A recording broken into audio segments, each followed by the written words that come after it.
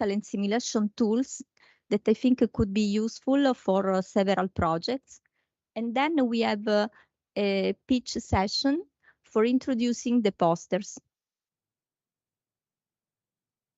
So let's start with the first talk.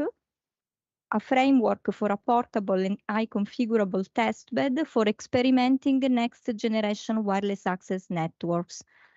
The talk will be given by Cristina Costa from CNIT. So please, and again, I'll try to stay on the time.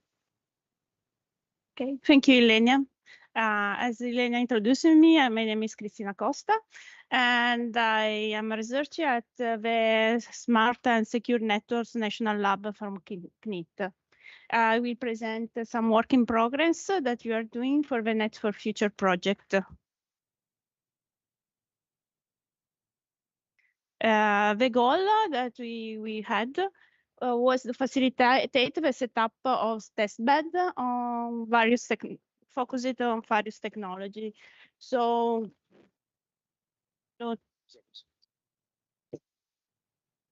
for conducting rigorous, transparent, and reliable testing on new technologies, computer tools, and algorithms.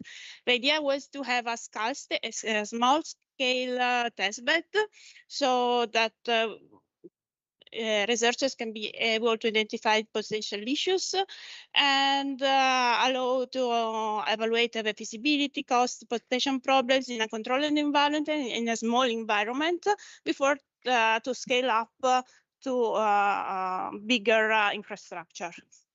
And to facilitate also the integration of simple use cases, always with the same goal.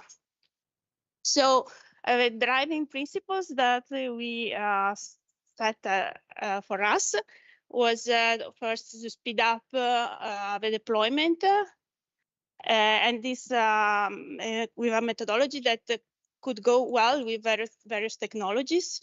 With a principle of being able to use a basic hardware platform for various deployments in an agile way. Provide the replicability of the same setup and therefore also for the experiments, and support the collaboration between entities because having a common setup facilitates also common strategies of research. So the first thing that we thought about was to have a reference architecture for small testbeds. So design a reference hardware with components off the shelf, open source software, having a build it yourself approach with simple to follow instructions and procedures for a quick startup. And and having a basic set of hardware that could fit various setups, plus specialized software and also hardware actually. So setting up these testbed blueprints for different technologies, starting with two proof of concept, 5G and LoRaWAN. On top of that, we thought also, okay, this is good, is interesting, is useful, but we would like to leverage on our lab experience for adding up automation. So now I will give a very brief introduction of how we mean for automation in our testbed, and then how it fits to the idea that we have for this deployment of small testbeds. So the testbed that we have in Genova is a multi-layered hardware and software facility that was born for advanced experimentation of mobile networks, edge, cloud computing, 5G and 6G. It is conceived to host different tenants that represent different projects. So we can run different projects in the same time with the same infrastructure. Of course, some devices can be shared, some resources can be shared, and some ones cannot be shared, like, I don't know, like base station or more specialized hardware. And the automations go on from all layers. that allow us to allocate in automatic way both physical and virtual resources of a test bed.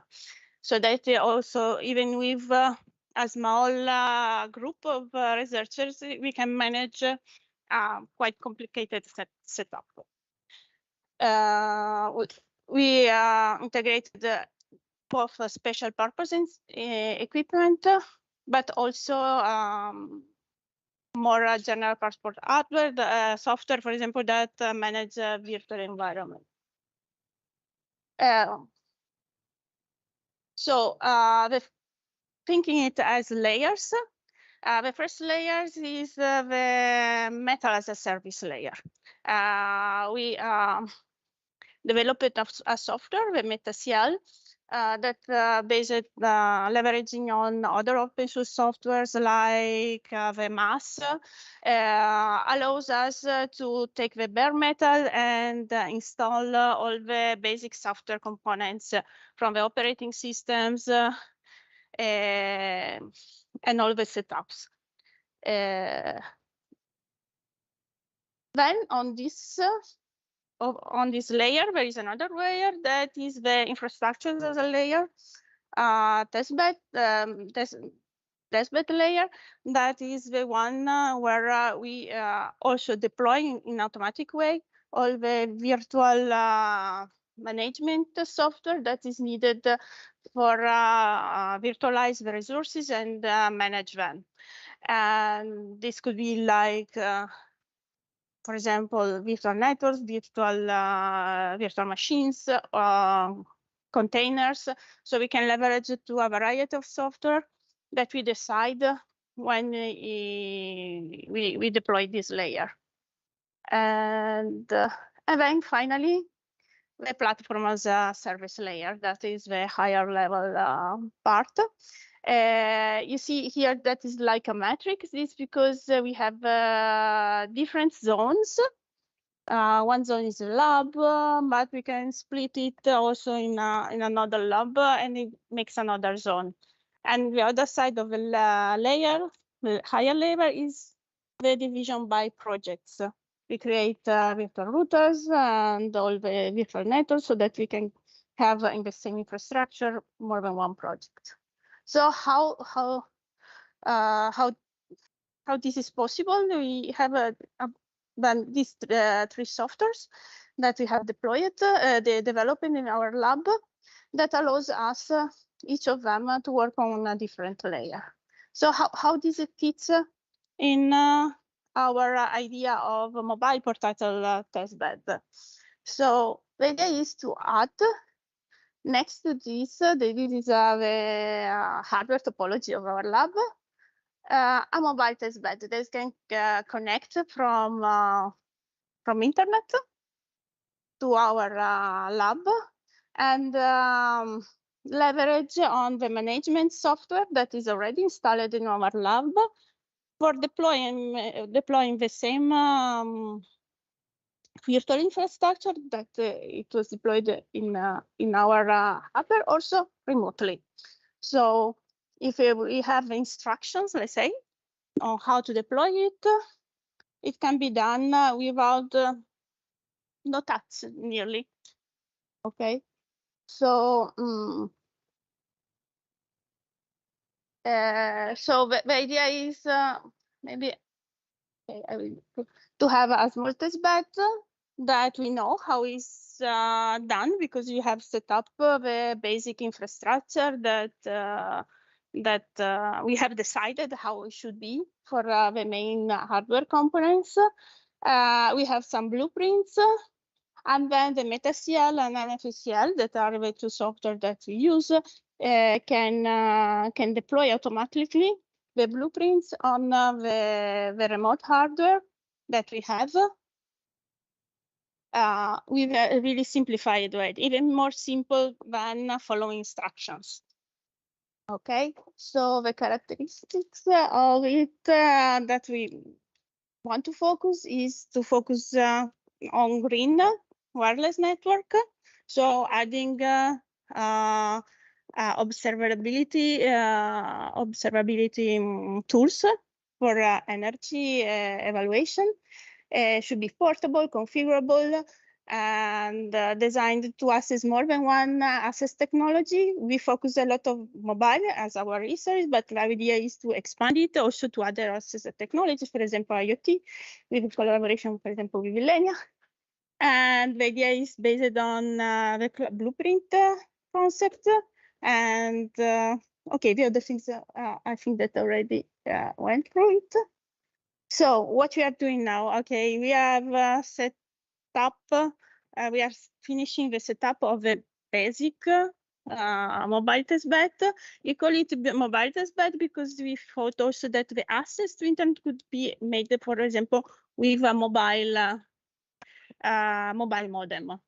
So that is really portable, and we can also bring it for a demo somewhere that maybe you have a few connection resources. So we started with the basic part that we are quite in a good shape with that. And then the next steps, we are starting developing the two proof of concept blueprints. And the next steps is to finalize the blueprints, finalize the basic setup. But we don't want to stop there. We are thinking of solutions for improving the access, standing maybe it to have a distributed architecture where maybe two remote testbeds could talk together, and also to study the metrics and collection tools for assessment sustainability related to KVIs. So I think this is all, and I would like just to make some advertising. If someone is interested, we are in organizing in next GlobeCon this workshop if someone may be interested. So finish. I hope.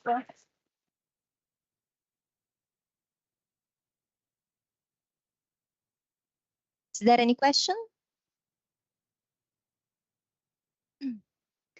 So I don't know if we can give some pointers if some of our researchers are interested in downloading the tools. In this moment, we don't have anything ready for download, but oh, sorry.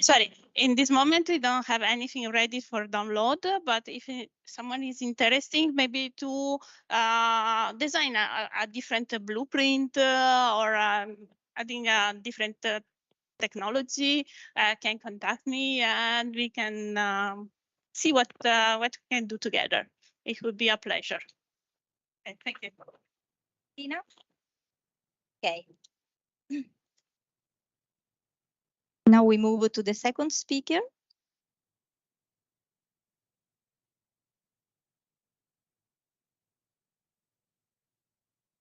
So now we have Domenico Scotece from University of Bologna, and he will talk about the comparison between 5G core implementation.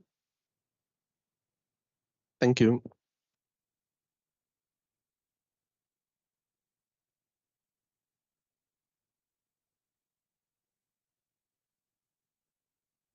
Posso usare questo o questo qua? Devi stare molto vicino e non devi gesticolare con locale, non si sente.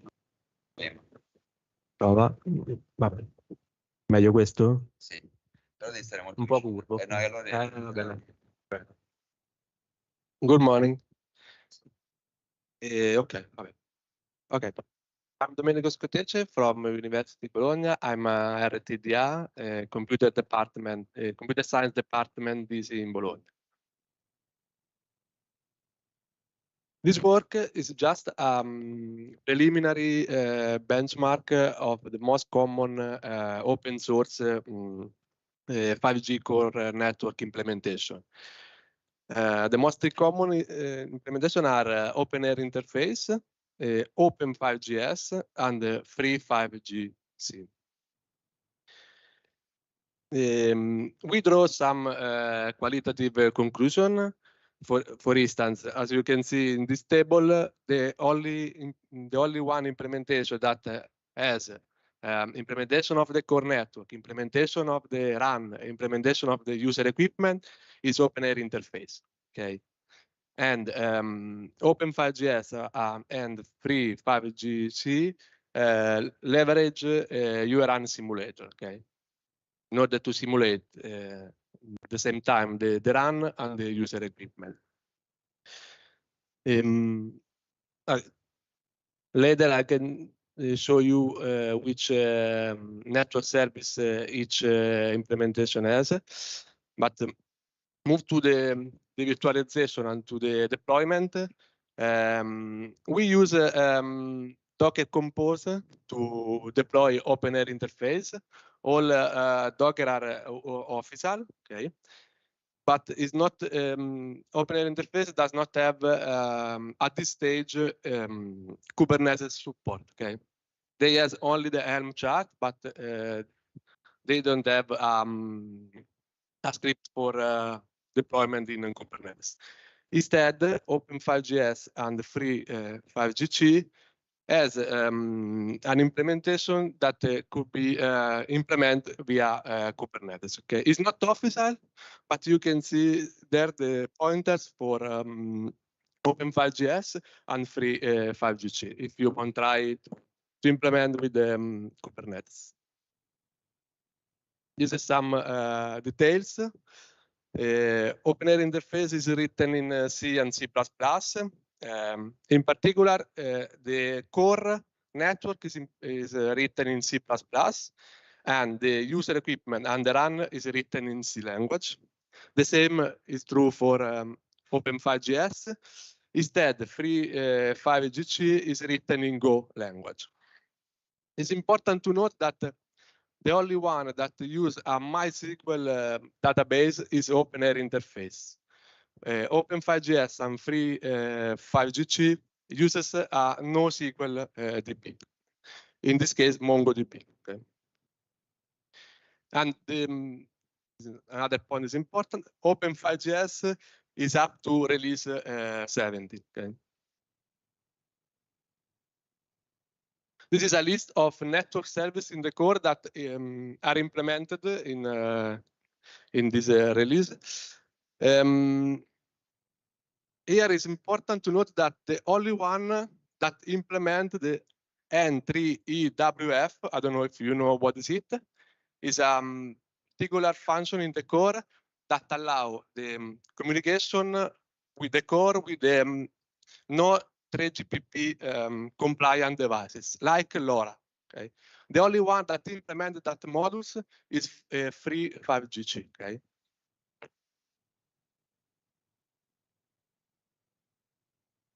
So what we done with the experimental this preliminary experimental result? We just try to deploy the minimal schema for the code. The minimal schema is composed of IMF, UPF, SMF, and of course database and run and user. Okay. The environment that was used is Microsoft Azure and some virtual machine inside it. This is not a stress test. It's just deploy and run with each version of the core. This is the RAM consumption. I don't know if you can read, but the first one is OpenAir interface, then Free 5GC, and then Open5GS. And this is the average start time of the minimal deployment code that I showed you before.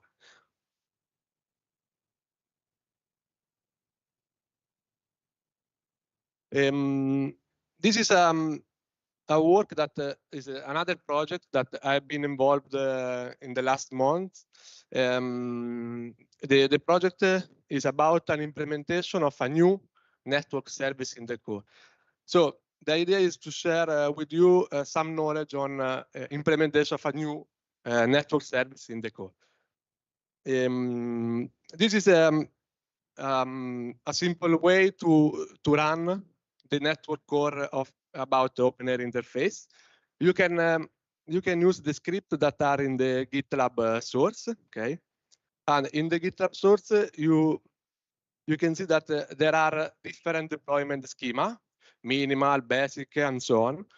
This is a basic no NRF deployment that contains 6 network services, and it's easy to run the network core in open interface because there is a script in Python that is called the core network Python. Then you have just run this script with the configuration, and then the Docker Compose do the rest. The same is more or less true for the run code and the user. There is a similar project in the GitLab that contains the implementation of the run. Okay, and in order to run the GNODB, the run, you have to use the script nr soft modem. Okay. With the same code, you can run also the user equipment. Just use the nr ua soft modem script. Okay. Run and user equipment are in the same project. So how we can now implement a new network service in the core in open air interface. I don't know. Maybe you know better than me what is it, the MF in the core, but the MF is Access and Mobility Management, is the core element of the core network. It acts as a proxy that forwards requests from others network service to the run. Okay. If you want to implement new network service in the core, you need to implement the communication between the IMF and the new network element. As you can see here, the communication between network service in the core and MF is done via HTTP, but in practice is a REST communication. So in an open air interface, there are all skeleton about handlers for REST communication, but some of them are completely empty. Okay, you have to implement the business logic of that handler. Okay.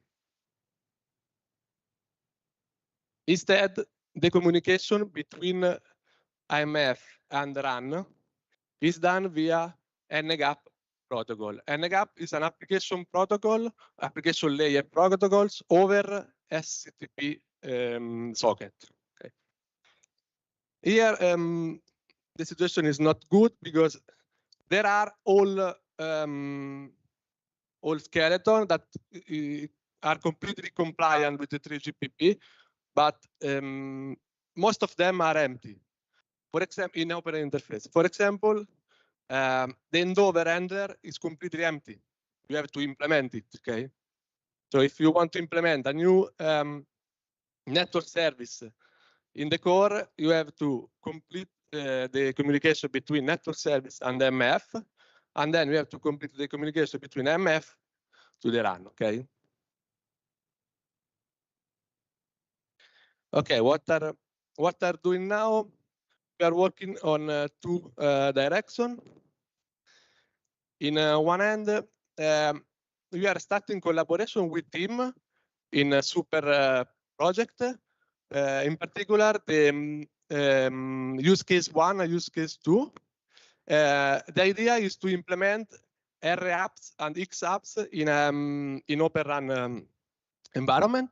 And we started exploring the idea to integrate the FlexRig, that is a framework that allows to implement the X app and R app in the open air interface environment. Okay.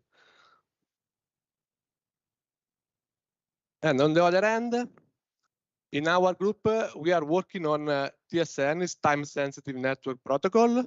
That is a technique to speed up application with techniques like kernel bypass. Okay, and we started exploring the idea to integrate the TSN in the XApp RApps communication for ultra low latency application, and the integration between the ORAN control plane and XApp RApp also to speed up that process.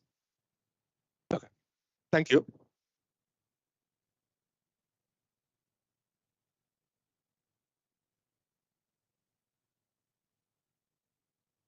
Is there any question?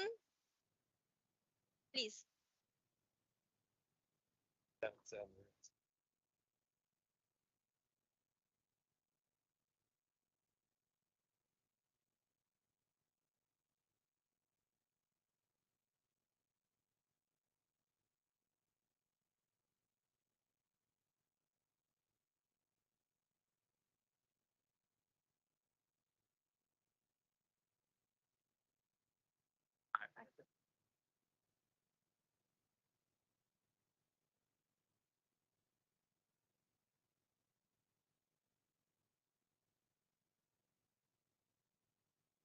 Okay.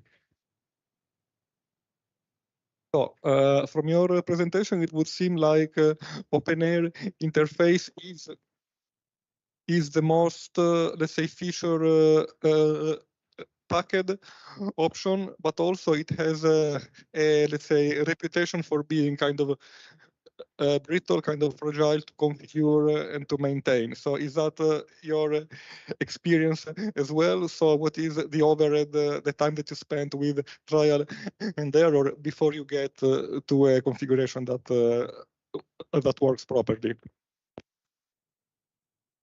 Thank you. So unfortunately, I was involved in a project in Spain that they have the running instance of RAN and the UA. So this is it's good. It was good for me, but you know, the core is very easy to run. It's just a script. Core network, you have to choose which configuration you want and then run it. Okay. Run and UA is the critical part. From my point of view, from my experience in Spain, the run is the most critical part. I know that you have to run the run environment, sorry, with the maximum CPU load, because there is a problem when the user equipment and the run exchange signal. If you don't have CPU perfected at the time when the signal arrives, the run crashes. But I don't know. I mean, I was involved in a project that always works, but I know that there is this problem. But the core is okay.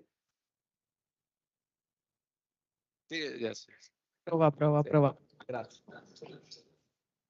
Okay, let's move to the last talk of the session. Is a preliminary implementation of satellite communication in IoT SIM. Okay, sorry for the echo.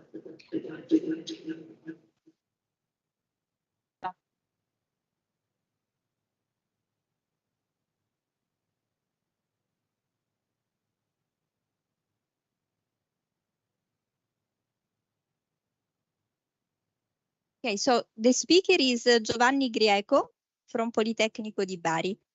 Please.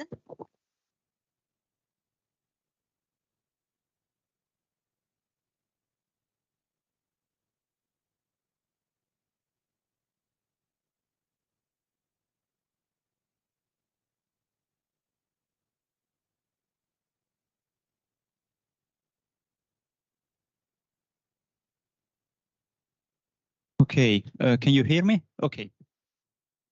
Okay, thank you for the presentation. A pleasure to be here. I'm Giovanni Grieco from Politecnico University of Bari. and a second year PhD student, so I'm quite young. And today I would like to present some preliminary implementation of satellite communications in our homemade simulator that is called IOD-SIM. And for the acronym IOD, it stands for the Internet of Drones, because everything started back in 2019 for this simulation as a simulator for Internet of Drones. So it was born with drones in mind. So we would think about unmanned aerial vehicles or also low altitude drones. And but we are extending it to and building some extensions to build a comprehensive end-to-end simulation platform. So our objective here is to provide a foundation to foster the research, collaboration, and also simulations that would be needed for our structural projects of Restart ETN. So beyond the extensions, we are building this simulator so that it could be as approachable as possible, and for which I will show some use cases that could be interesting for professors and also students that may want to approach network simulation. And open licensing, also a strong foundation, because we don't have to reinvent the wheel every time. We use very mature frameworks below our extensions. And we still take in mind a software architectures that is modular by design, so that it could be easily extended for the upcoming and the already available 3GPP or ETSI or whatsoever standard that may be related to non-terrestrial networks. So for the IOD-SIM part, we rely on we abstract things on a 3-layer stack, software stack. So we may recognize on down below the underlying platform, for which that is our foundation, very strong foundation, because we use NS3, Network Simulator 3, which is a well-known, well-mature, quite well-maintained system-level network simulation software. Then we have also the GNU scientific library, so that we can be sure that our mathematical models can be applied by reusing some well-optimized mathematical structures provided by this library. On top of this foundation, we extend things, because initially we have introduced some facilities related to what drones are, so the unmanned aerial vehicles, and for which we can simulate not only their networking characteristics, but also their mechanical properties, also the energy, the power consumption of drones, also their peripherals, so that we may be able to simulate things as accurately as possible, and that may go beyond telecommunications perspective. And on top, aside of drones, we may also need to simulate, of course, an Internet of Drones network infrastructure, for which we may also envision a simulated cloud infrastructure. So we have remote host communication with drones, but also a very strong ground networking infrastructure, cellular infrastructure, that may be also enhanced to provide edge level services, for which we may also, in the Internet of Drones architecture, we may recognize this kind of enhanced base stations as zone service providers. On top of that, we have also we are also able to define a complex 3D infrastructure, for which we are able to real infrastructure, for which we are able to simulate entire cities in 3D, so that we can also validate the 3GPP channel models, path loss, and may well integrate with the trajectory of drones and their high autonomy, especially over long trajectories. And also be able to simulate regions of interest, for which drones may also try to, for instance, a use case that is very common for us, to enter in a kind of a geographical zone for a drone, just start up their camera, try to take some acquisition, and then try to streaming over the zone service provider to reach a remote host, or instead use of a storage device as a buffer in case there is no connectivity provided. This simulator does not focus only on Internet of Drones. Indeed, there is a little module called IRS, because we are also expanding it for 6G future communications, for which we are integrated drones with intelligent reflective surfaces. On top of that, we may also focus on the simulation development platform, which I think it's quite critical here, because apart from the complexity that characterizes this simulator, because, okay, it's quite complex in nature, there is a lot of intrinsic C++ code, lots of models, mathematical equations going on that could confuse the student, that would be imposed to the student a very steep learning curve at the starting point. So we are taking some software abstractions and also very interesting technologies like compiler transpiling, for which we are able to provide a high-level visual block programming language on the top. So it's like this. We have this graphical user interface where the student can build his own scenario, his own case study by linking blocks together to configure its own Internet of Drones, or in the future, I would expect an integrated terrestrial, non-terrestrial network simulation scenario. And then once the student gets acquainted with the graphical user interface, it could go a little bit down below, because we also provide advanced configurations written in JSON. So high-level languages, not yet C++, but it can also go down below when it tries to maybe become a researcher, because it can jump down to the C++ world. So like take the red pill and go down the rabbit hole. So in terms of, that was the input part. In terms of the output part of the simulator, if we treat the simulator as a black box, on the output side, we provide a set of data structures that were well defined through schema definitions, also well-common, well-known data formats that can be easily parsed and processed through common data analysis frameworks, like the one provided by Python, Pandas, Matplotlib, also MATLAB side. And so we are able to easily harvest this data to provide some insights related to our scenarios. So for instance, create this 3D structure to validate that our scenario was well configured, to easily know the trajectory of drones, to be able to also test the antenna design and their mathematical models through 3D radio environment maps that may be also be helpful to see their radio propagation maps. And also we have, apart from the antenna radio pattern, we also provide 2D radio environment maps that may also evolve over time.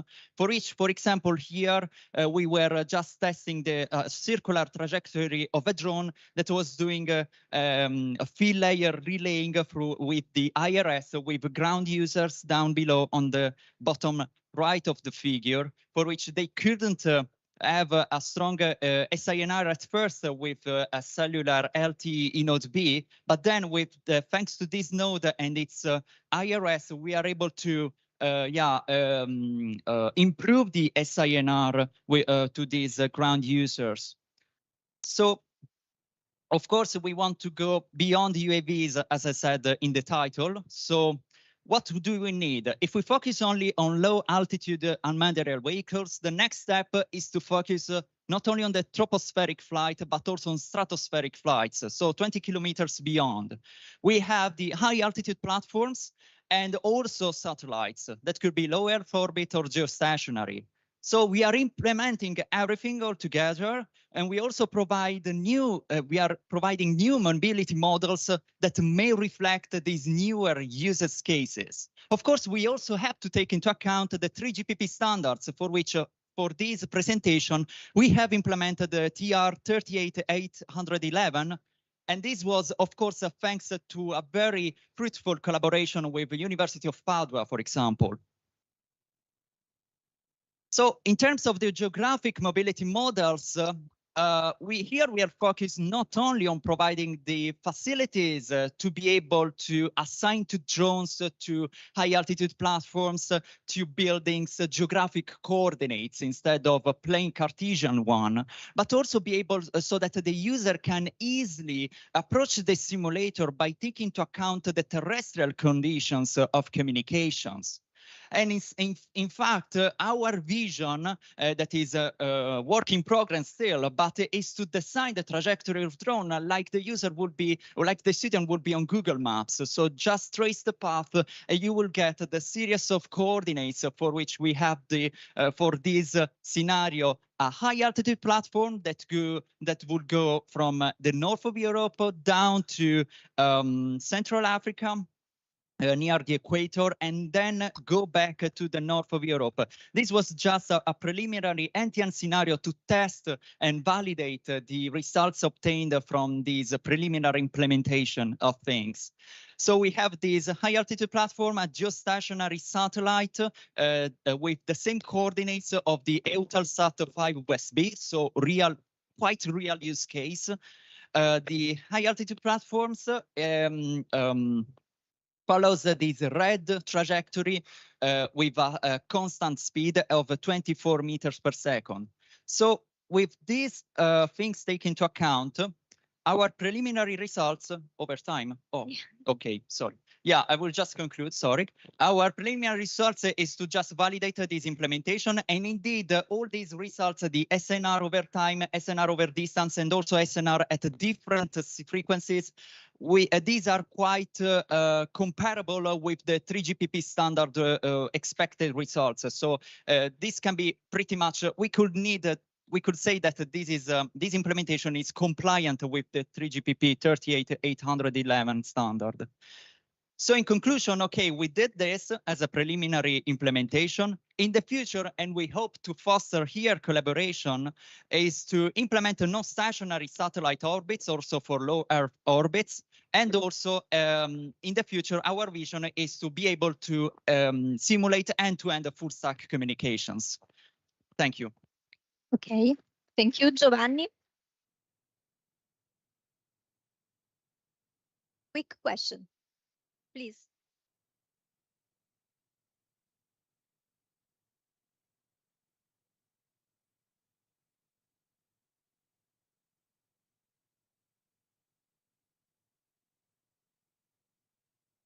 Okay, that's an interesting question because right now we are able, we follow a Bezier curve that is designed, that can be easily designed by set of points of interest for which this trajectory design can be done a priori of the simulation. That's an interesting idea so that the trajectory may react to certain events of the drone that would require a more complex mobility model here. Yeah. Sure, very interesting indeed. Thanks. Is the tool available for sharing with the researchers involved? Yes, into the project? It's open source from 2019. That is the link for the GitHub repository. And of course, I'm also available over email. Thank you, Giovanni. Okay, so this concludes session 1. Thank you to everybody for attending the session.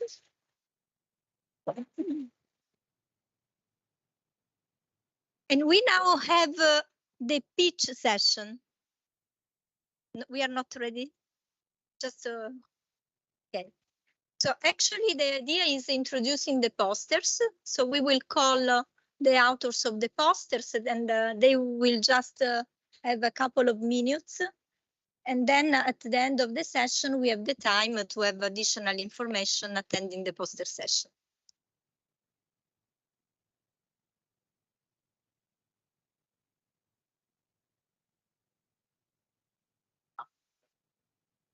Yes.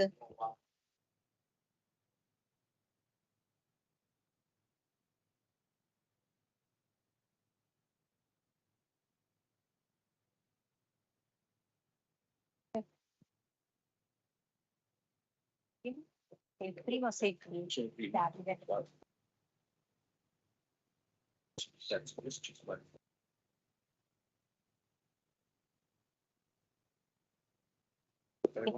Forse è meglio che andiamo di fila senza che io vi... Sì, Così facciamo prima. Ok, so Davide is the first. Good morning, I'm Davide Darderi from the University of Bologna. So the work I'm presenting is related to the project S12 on smart propagation environments. So you know that one of the key technology enabling the smart radio environments paradigm is reconfigurable intelligent surfaces, RIS.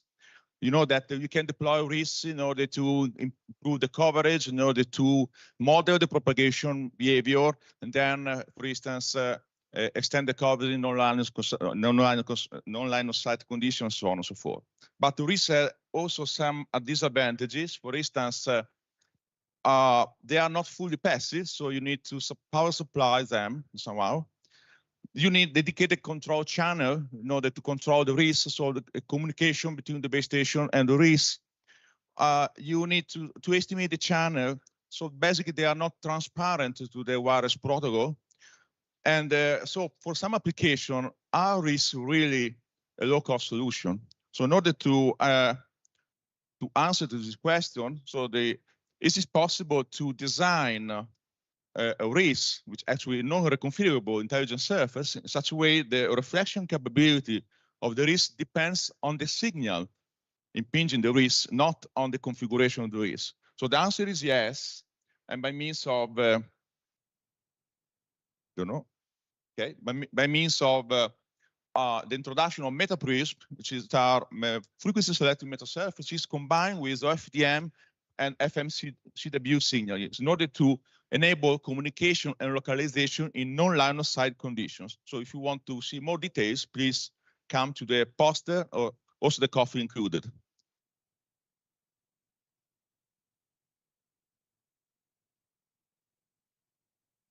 Hey, good morning, everyone. So I am Marwan Mitsmitsi. I'm from Politecnico di Milano, and my contribution is within Spoke 3 6G WINET project. So you heard in the previous speech about reconfigurable intelligent surface. This one is about the evolution of reconfigurable intelligent surface. The working principle of what we call space-time modulated surface is based on the universal Snell's law. Now here, the idea is that, so if you change the phase, the phase of the reflection coefficient across different elements, you can control the reflection angle. And this is basically the principle, the working principle of RIS. In the space-time modulated metasurface, we can also change the reflection coefficient over time. Now, by changing the reflection coefficient over time, we can essentially change the frequency of the incident signal. And by doing so, we are able to, for example, use the metasurface to transmit information. So in my poster, I will show you a mathematical model where we can use this kind of new technology to transmit information using signals already there in the environment. Okay. One of the peculiar aspects of this technology is that the phase used to control the space and the phase that's used to control the time, the temporal component, can couple each other. And in my work, I show some, let's say, some solution in order to solve this coupling and improve the performance. Thank you.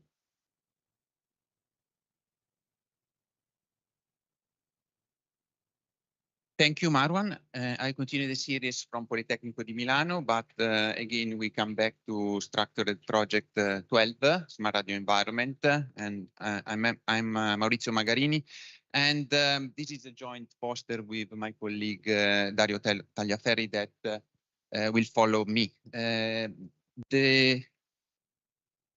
One of the important aspects sorry? I continue, okay. One of the main problem we have in RIS-aided communication is that of estimating the channel. So in order to have an accurate channel estimation, we need a number of pilots and pilot symbols that can be on the order of the same number of elements we have in the RIS. So typically this is very large, and so we need to develop technique to reduce the complexity of channel estimation, in particular to reduce the number of pilots we need.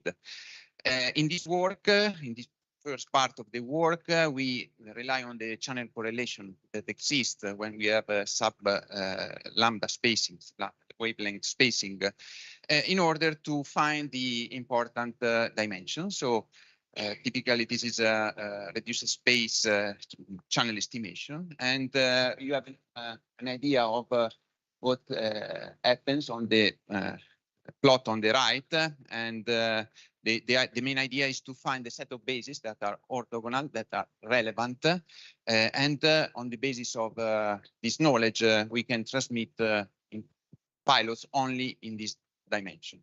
So if you want to see the results, came to the poster. And I leave the floor to Dario. Thank you. Okay, let me go. Okay, I'm Dario. I'm the second author of this poster and this speech, actually, because we share the poster with the two different works. My contribution to the poster and to the pitch is related to a kind of rather uncommon usage of metasurfaces. It's related to the usage of metasurfaces on sensing, for sensing, but placing them on targets. And the idea is that when the target exhibits some kind of characteristic that hinders actually its localization and sensing or tracking, what we can do actually is to use a metasurface to make it behave like a point target. And especially in the case of a vehicle, when illuminated from above, like from an ISAC base station, for instance, the problem that you have is that not only it behaves like an extended target, but also it exhibits some perspective deformation on sensing data that makes it really difficult to locate a single reference point on the vehicle that you would like to localize and track. So our idea is to use a metasurface. This is actually motivated by an experimental result that I would love to introduce you at the poster. But the idea is that with a metasurface, actually you can make it behave like a point target, and the performance on vehicle localization is dependent on how you design this metasurface. This is actually our work. And so if you want to have more detail, or actually if you want to have an active discussion on this, I would be really pleased to see you at the poster. And the idea is that with experimental result, we kind of prove that this is feasible and this is interesting for practical application, not only with RIS, so with reconfigurable surfaces, but also with metasurfaces like smart skids. So for a cost-effective implementation. So this is my contribution. I would like to see you at the poster. Thank you for the attention.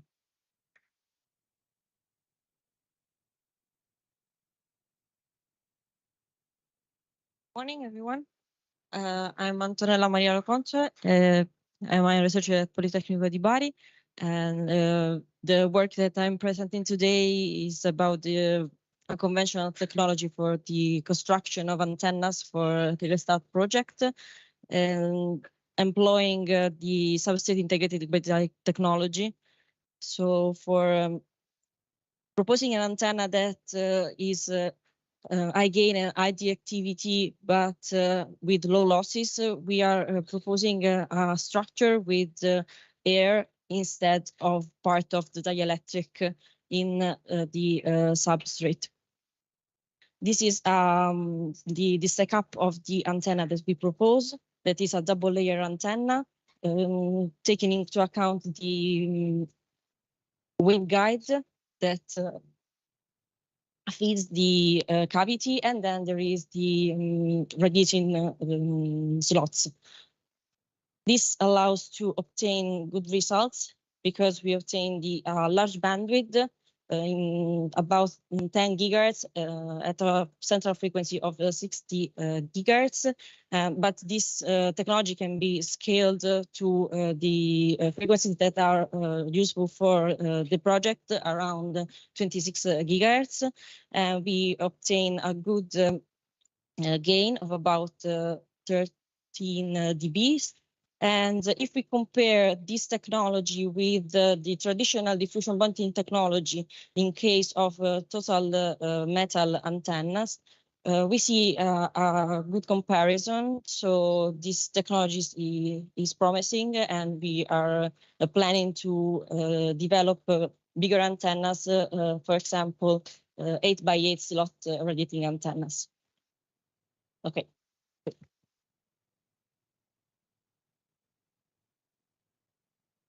Good morning. My name is Francesco Modica, and the poster and the pitch is about the development of milliwave and sub-Terahertz antenna system for future links in D-band, G-band, and above, exploiting advanced manufacturing techniques and manufacturing-oriented design strategies. The activities are involved two institutes from CNR. Can you hear me? I start again? No. Okay. And so two institutes are involved from CNR in these activities, EAT and STIMA. EAT for the antenna design and experimentation, instead STIMA for manufacturing part. So the integration of terrestrial and non-terrestrial network is the key aspect in development of future 6G communication system and beyond. But such band and this band, W, D band, G band, could provide additional opportunities for increased throughput and spectrum management. But they are still at research level. So what we are going to do is to study the metal-only passive device for sub-terahertz regime, exploiting manufacturing techniques that we have in our lab. So what we want to do and what we start to do is to design a test bed, a test case. This is a test that works at G band and presents to stub in a rectangular wide gate. And what we want to do is to use our manufacturing process is very precise in order to verify the accuracy on features, geometry, and surface roughness, how they influence the performance of the manufacturer test. My colleague, they have already designed the test and already simulated the test. So after the manufacturing part, we will compare the test and the simulation in order to introduce some modification on the manufacturing step and to optimize the performance. Thank you.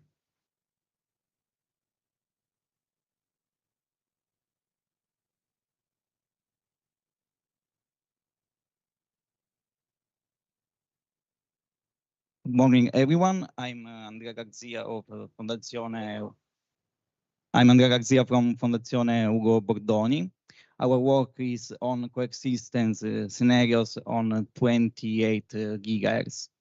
And the work is on the description of coexistence between fixed satellite system and fixed system that use in co-primary use of the band of 28 gigahertz.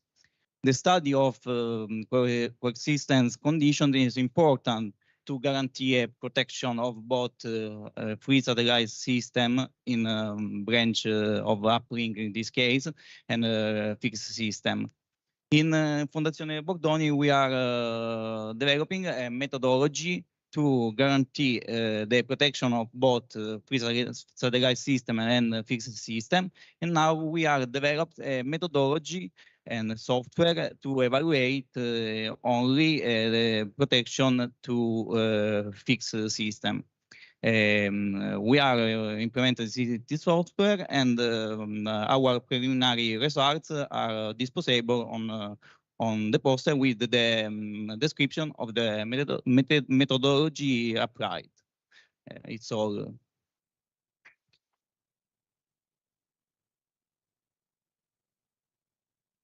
Good morning, everyone. This is Giuseppe Piro from Politecnico di Bari.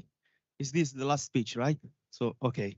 So I would like to announce two important considerations. The first one, that it's time to take a coffee, but not forget that there is another important poster where we presented this work, preliminary results that we achieved in the context of the integrated terrestrial and non-terrestrial network project of the Restart program. The title of the poster is architectural analysis, and connectivity evaluation for integrated EAB-NTN networks. The keyword of this poster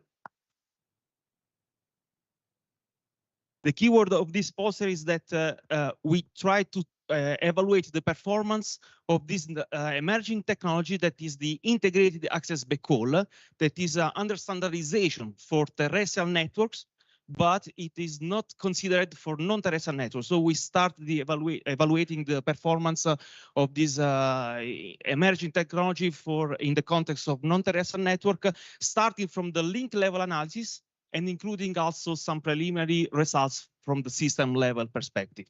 So for any more details about the methodology that we followed for achieving these results, I will be more than happy to present everything in the front of the poster with the coffee, of course. So enjoy this break and thank you for your attention.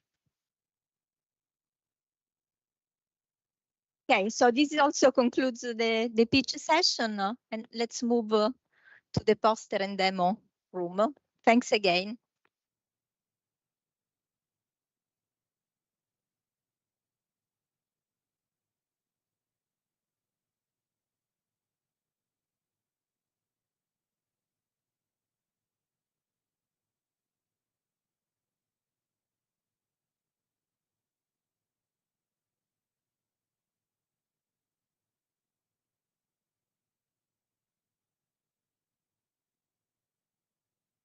The human exposure to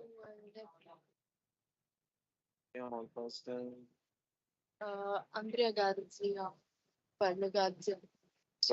Sì. Vabbè, dai, dopo la mettiamo.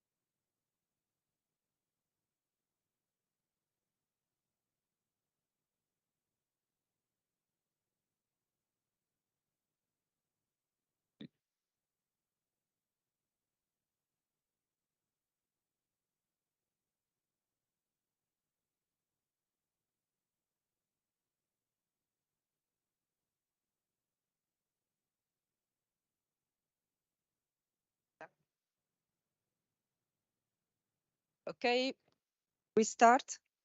Can you hear me? Sentite? Okay. Okay, welcome to session 2. No?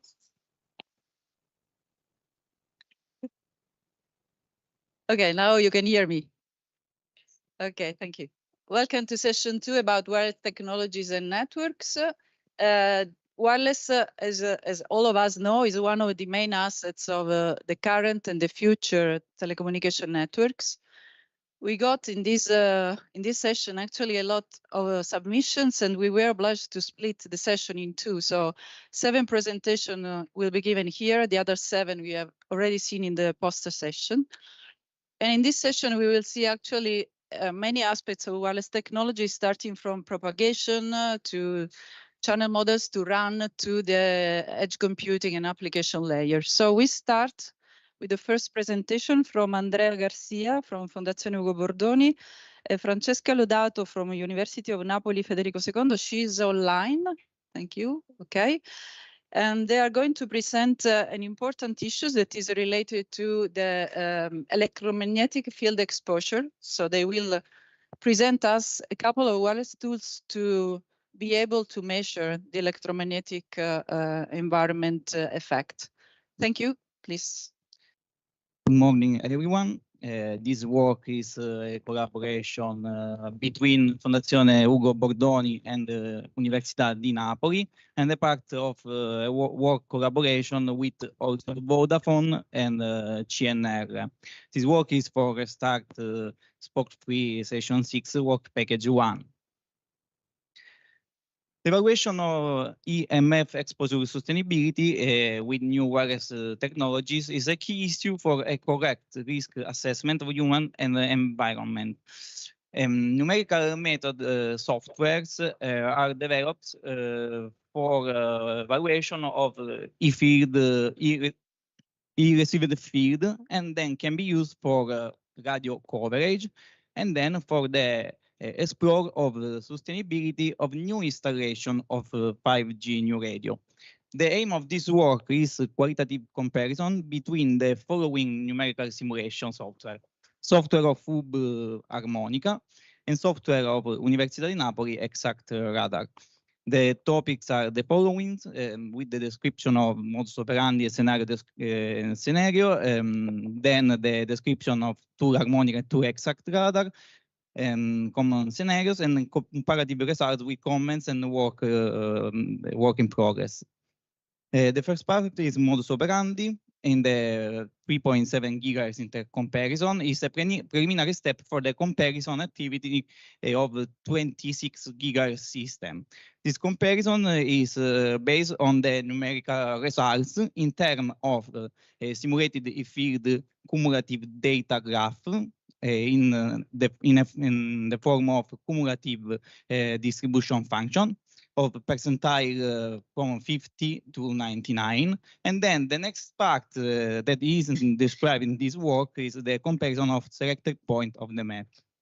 Envelope diagram of standard 3.7 GHz 5G antenna is used, and macrocellular and small cell system are investigated in this work. This is the selected scenario, a suburban coastal scenario, real scenario with a theoretical transmitter antenna.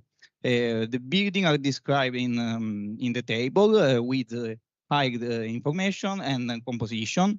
And the bottom part of the slide is the description of antenna pattern, antenna envelope pattern. Other parameters of the scenario are frequencies antenna and simulation information. The plane of simulation is at 1.5 meter from ground level, and the other information are described in this table for a macrocellular and small cell scenario. Now the description of tools. At first, Harmonica. Harmonica is developed in Fondazione Bordoni Laboratories in collaboration with ARPA Emilia-Romagna, Bologna University, and was created to support the electromagnetic field monitoring activity in helping ARPA Emilia-Romagna. The software consists of a graphical interface based on modules for field calculation.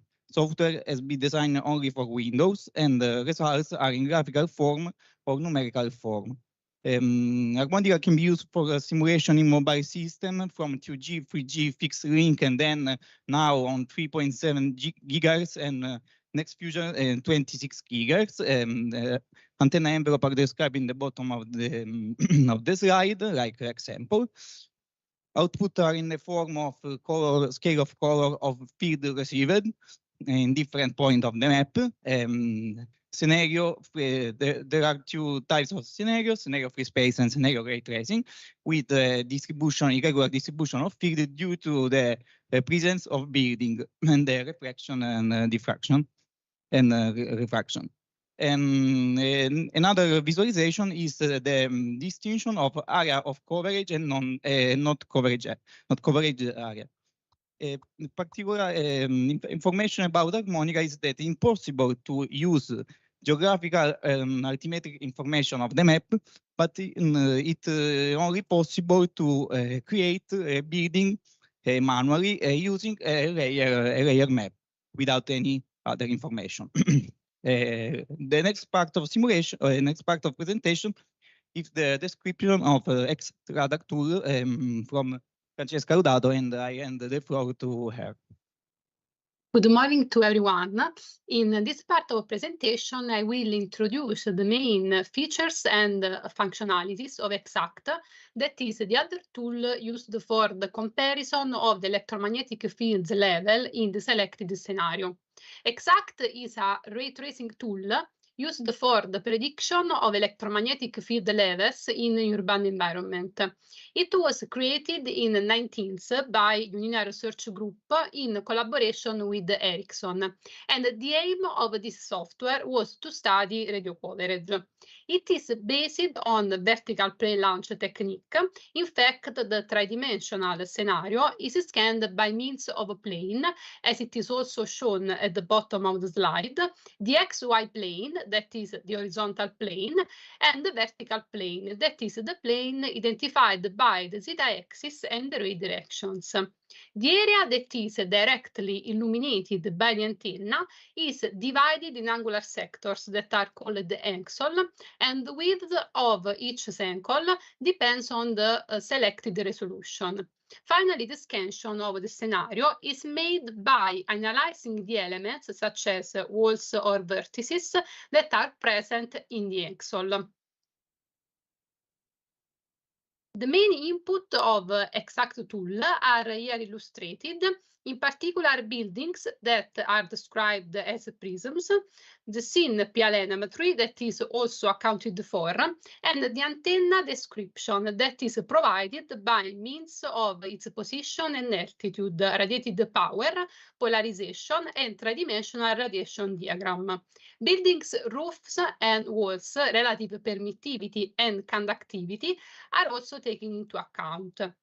At the bottom of the slide, some examples of the three-dimensional scenario and antenna radiation pattern visualized in Exact tool are reported.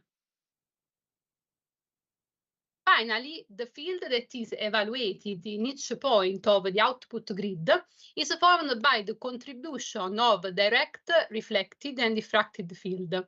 Here, an example of the simulation output in Exact tool is reported, and the output shows the electric field distribution in dBm in a urban scenario.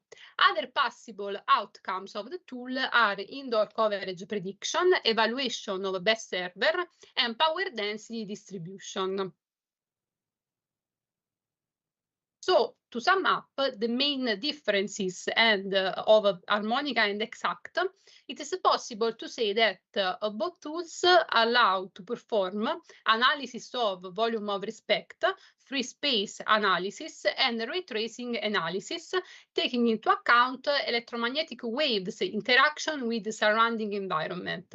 Both tools can carry out numerical simulation on outdoor scenarios, indoor scenarios, outdoor to indoor scenarios, and it is possible to simulate also different buildings materials. The main differences between harmonica and exact are that harmonica requires the reconstruction of the scenario manually and doesn't take into account any terrain or altimetric data parameters, while exact takes into account also these parameters. And harmonica allows to perform also simulations for indoor to outdoor scenarios. The preliminary results about harmonica are described in this image for macrocellular scenario, and there is the free space part and the ray tracing part with the building and no building. In harmonica, it is impossible to remove the indoor contribution of field penetration. Then, to have no building, the approach is the use of metallic building to have outdoor only contribution and the totally reflected field. For a small scenario, we have the same result for free space simulation and ray tracing simulation, building and non-building. Then exact radar, Francesca. Simulations have been performed also in exact, and here the results for a macrocellular scenario are reported. In particular, the output showed the electric field distribution at a receiver rate of 1.5 meter in volt per meter and dBm volt per meter. Likewise, in the case of small cell scenario, if you can go to the next slide. Thank you. In the slide, I reported the electric field distribution in volt per meter and dBm volt per meter, as in the previous case at 1.5 meter receiver rate. So, in order to compare the results that have been obtained from these two tools that have been presented, here the cumulative distribution functions and the percentiles are reported. In particular, as it is possible to see from the slide, for the macrocellular scenario, there is a little bit difference in the cumulative distribution functions, while the percentiles are comparable if the indoor contributions are excluded. On the other hand, in the case of a small cell scenario, both the cumulative distribution functions and the percentiles are comparable if indoor contributions are excluded. So, finally, the comparison between these two tools pointed out that for both macrocellular and small cell scenarios, the percentiles order of magnitude are comparable, and the differences are a little more marked in the lower percentiles. The cumulative distribution function percentiles are more comparable if the simulations made with harmonica are carried out excluding the indoor areas. So finally, these two tools, despite of some differences, are comparable in terms of numerical simulation results, at least for 3 GHz electromagnetic fields. So to conclude the presentation, I will show the work in progress and the future developments. In fact, the activity that has been presented will be useful for future developments because the comparison between harmonica and exact will be extended, considering some evaluation points in the selected scenario. And the results will be also compared with other two tools that are MATLAB and Vodafone software. And these tools will be used for simulate 26 GHz scenarios, and the data obtained will be also compared with the 26 GHz measurement that have been made by Vodafone in a selected scenario. Thank you all for your attention. Thank you all.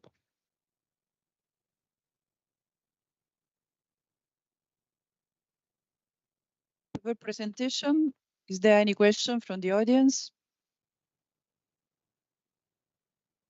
I just was wondering, you said that at the moment you have developed these simulators, these tools for 3 GHz band, and then you are planning to move to higher frequencies. And what could be the, let's say, the results that you can take from the current version of your simulator? What is totally to be redone on what, how portable or how extensible is these tools? And this is an extension of this study using also different type of antenna, also envelope antenna and traffic antenna, and comparison with the campaign of measurement. And then the method of analysis is similar to this, but using the features of the scenario. I would like to add just a comment, because for I think for the 26 gigahertz scenario, we have to take into consideration also some theoretical model that now are not included in the software, such as the interaction between the electromagnetic waves with the vegetation, because we know that if we move to our higher frequency, this interaction would be significantly for the results of the simulation.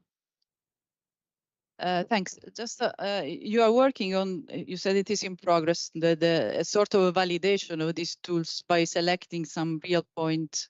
So in real life, you have already some results that can give you information on how far you are from the reality with your tool, or how close you are in the reality actually. With the use of measurement, we can watch the reality, the link with the reality of your the tools. results. Okay, so you still don't have results that can tell you how reliable is your prediction in real life then? No, not yet.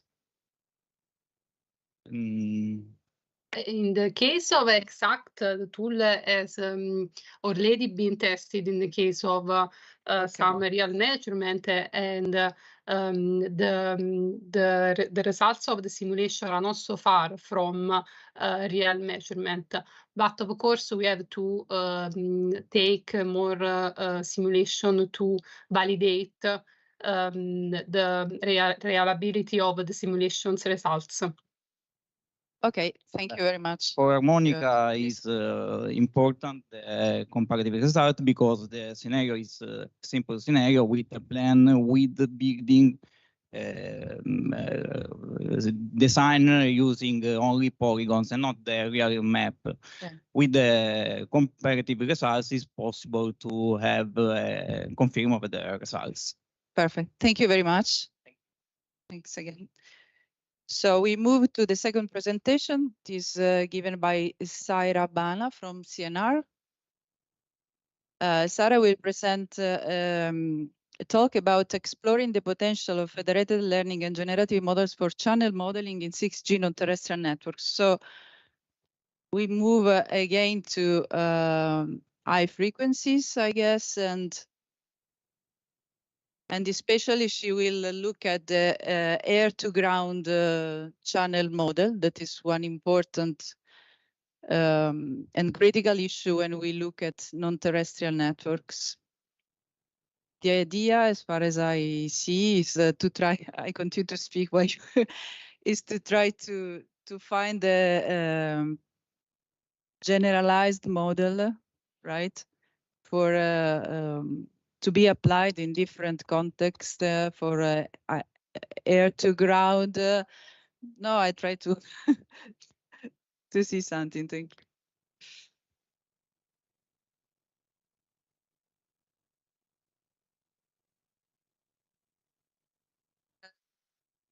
Maybe.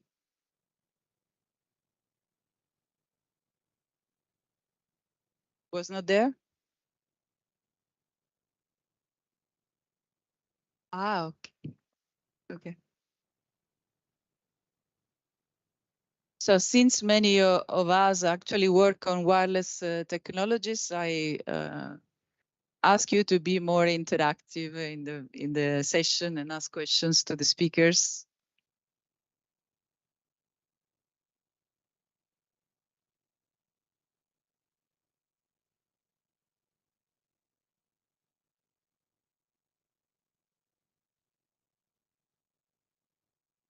This will be one of the presentation about non-terrestrial networks because we got actually many presentation on this topic that is clearly one of the assets also of 6G.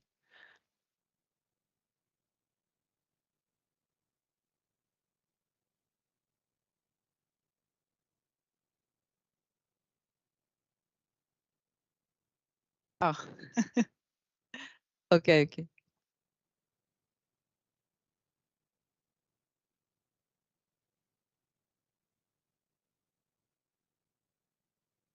Many of the presentation today, actually, they deal with the application of a machine learning in networks. And here we will see as soon as possible one of these application.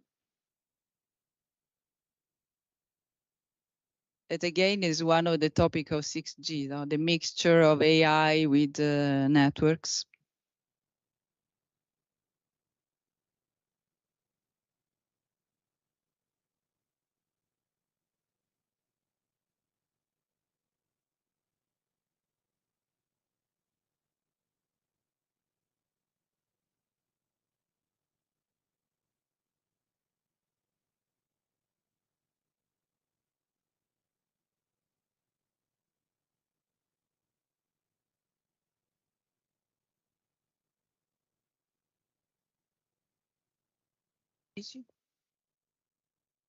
Se possono, sì.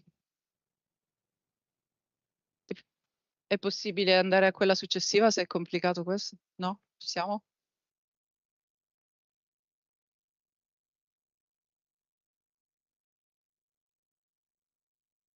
Ok.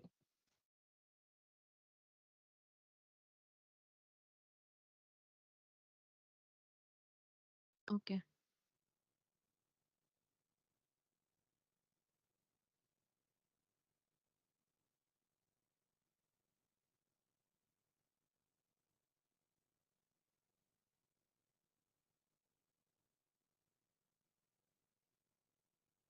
Thank you. Okay. Okay.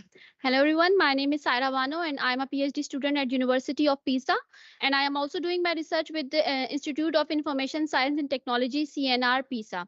So today I'm presenting that how we can explore the potential of the federated learning and generative models for the channel modeling in 6G non-terrestrial networks.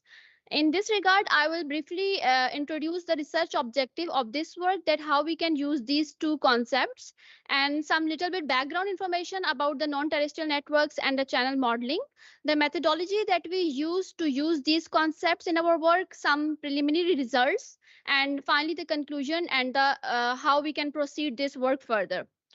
So the main objective of this work is to create a universal model that is location agnostic, that is independent of the geographical constraints by applying a data-driven methodology. And the aim is to estimate the air to ground channel parameters, in particular the path loss prediction in our case between the non-terrestrial and platform and the terrestrial terminal.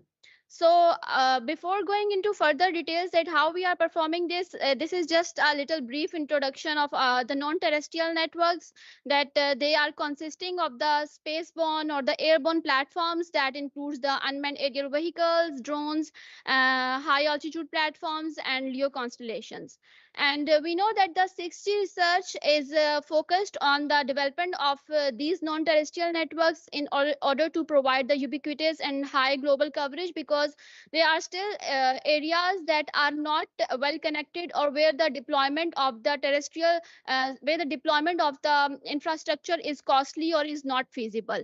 So in this regard, the non-terrestrial networks aims to provide the 3D coverage by complementing the non-terrestrial networks with the aerial with the terrestrial infrastructure, so that we can have the network services everywhere available.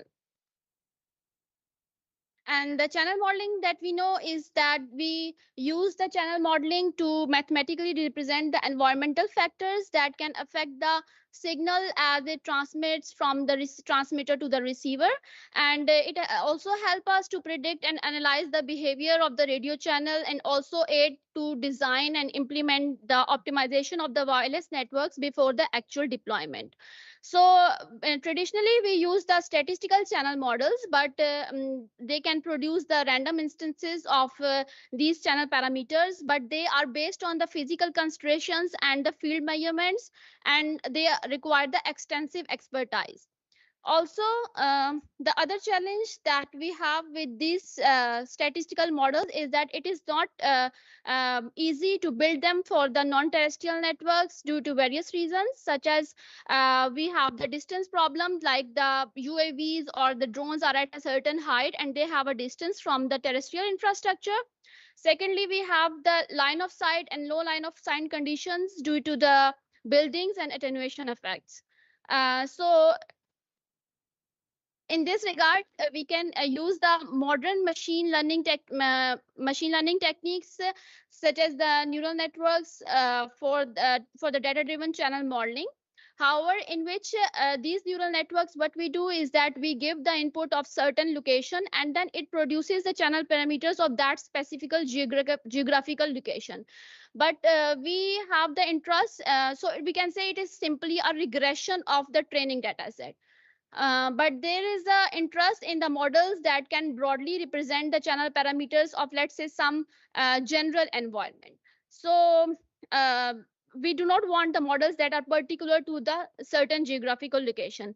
And also we can see that if you just consider these two cities, that is Moscow and the London have the high buildings, it is congested, while the Moscow has different terrain and it has the buildings are not very high. So we can say that each city and area is unique in terms of its size, structure, and foliage, and which can significantly affect the channel parameters. So the need is to have the model that can represent both of these cities by using only one model, and that can capture the relation of the channel parameters of both of these cities.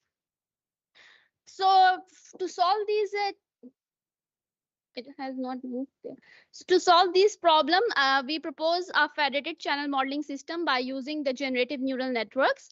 And the problem of the regression we can solve by using the generative neural networks that are able to produce the channel parameters that can broadly representative of some complex environment or the general environment.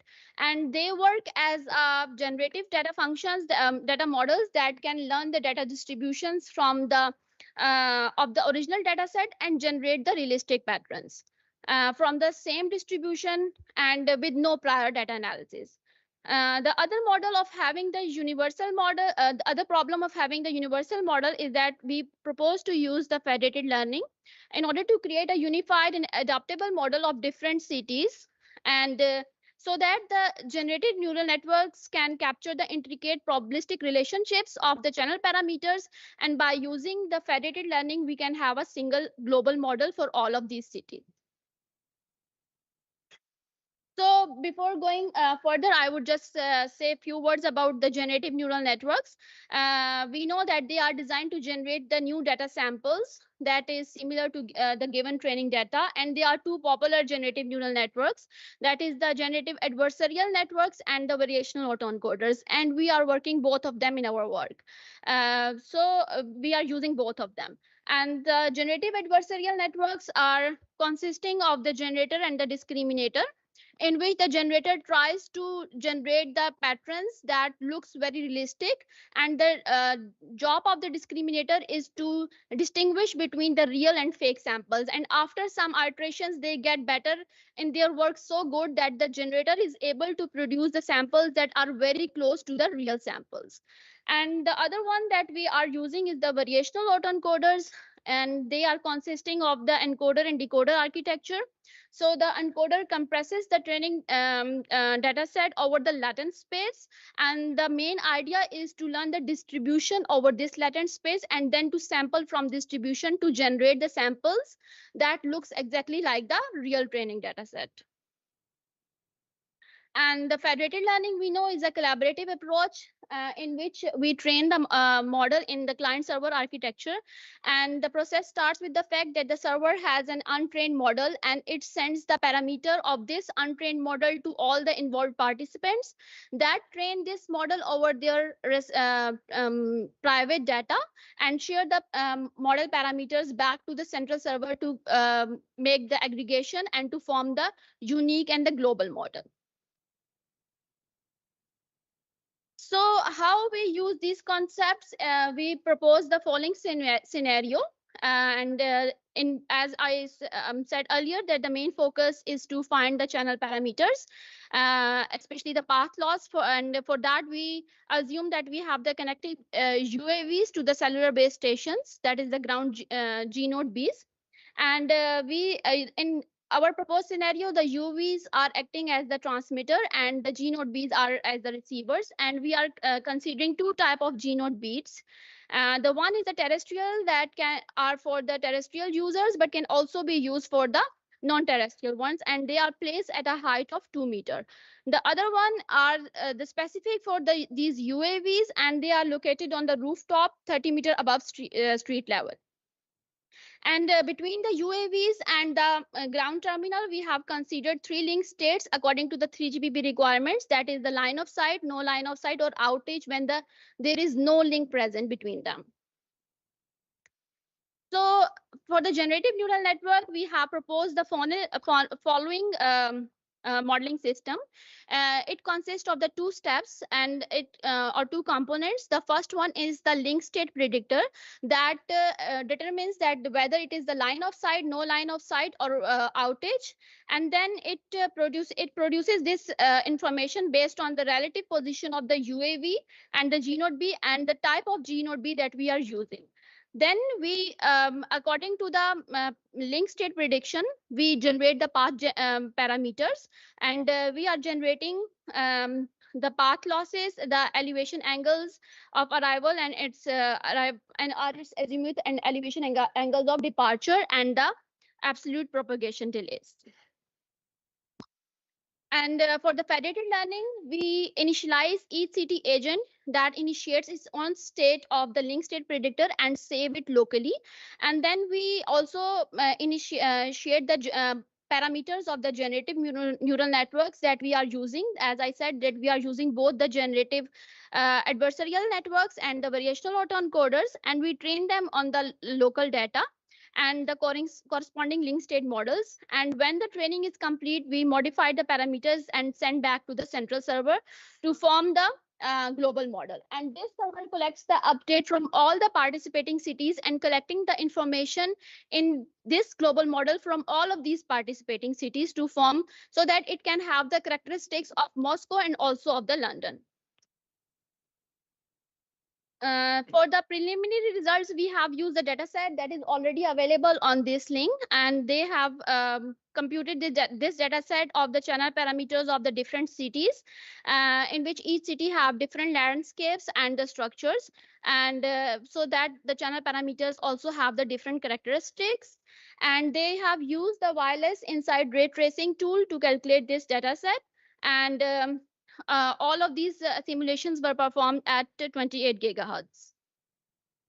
So these are the preliminary results that we have obtained for the variational autoencoders. And what we have done is that we have compared the CDF of the path loss in order to check the generalizability of our federated model on different cities. And we can see that our models are also producing the results that are very close to the different models that are training on each of these cities. Similarly, we have also done the same for the GANs, and we see that the GANs are making better results than the Ys, and they are able to capture the dual slope nature of the CDF for the path parameters. We have also compared both of these federated GAN and Y techniques. And first of all, we say that both models are able to capture the data dependencies of the different cities. And to compare among them, we have calculated the KL divergence and versus time distance in order to see that which one is performing better. And again, we see that the federated learning GAN is performing better as compared to the federated learning Ys. So in this work, we propose the use of the generative neural networks, especially the GANs and the WISE, for the data-driven channel modeling. And we show that training the generative models using the FL paradigm can lead to more robust and adaptable models that can capture the unique characteristics of different channels.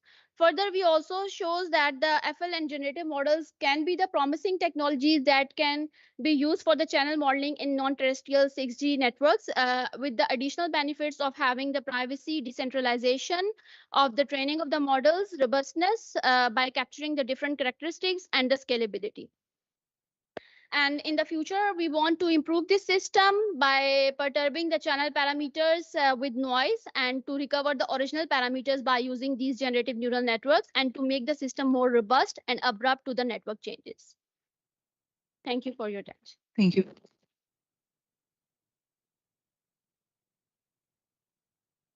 Any question? Please. Maybe.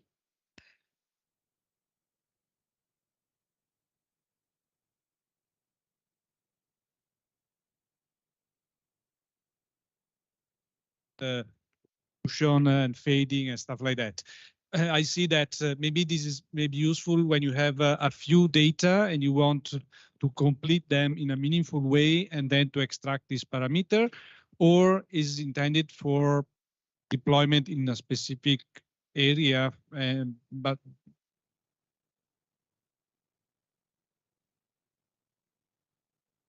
that area, sorry, from the statistical model, then you can use the statistical models, as they are going to give you the very accurate results. But for that, you need a very you can say field measurements, not the actual I mean, and it is very difficult to calculate the field measurements in the nowadays. And so that's why we are more focused on the data driven methodologies, in which we calculate the data from some softwares, and before the actual deployment we calculate these path parameters, and then later on we try those models on the actual field measurements.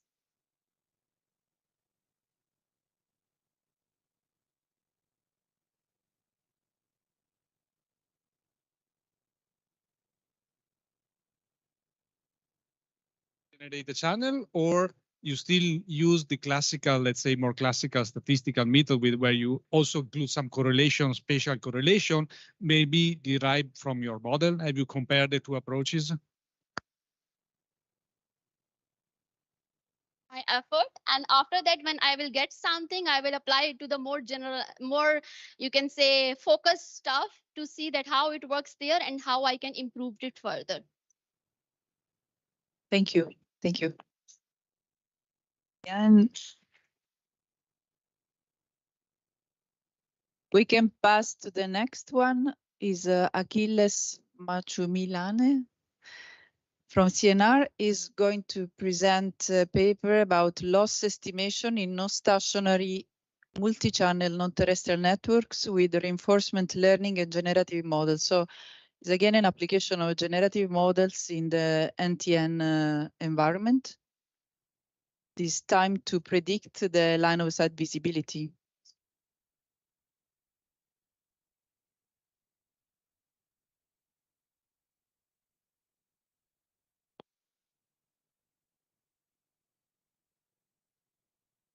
Good morning. I am Achilles Machumilane. I'm doing my PhD at the University of Pisa and CNR Pisa.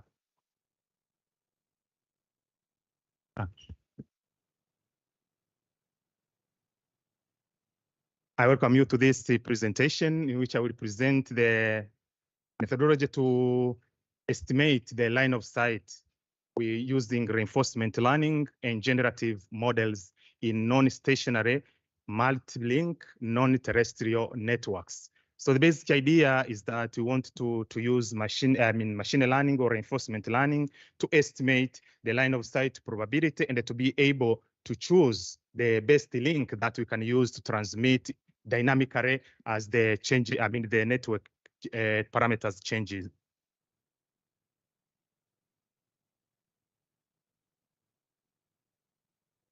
As we know, with the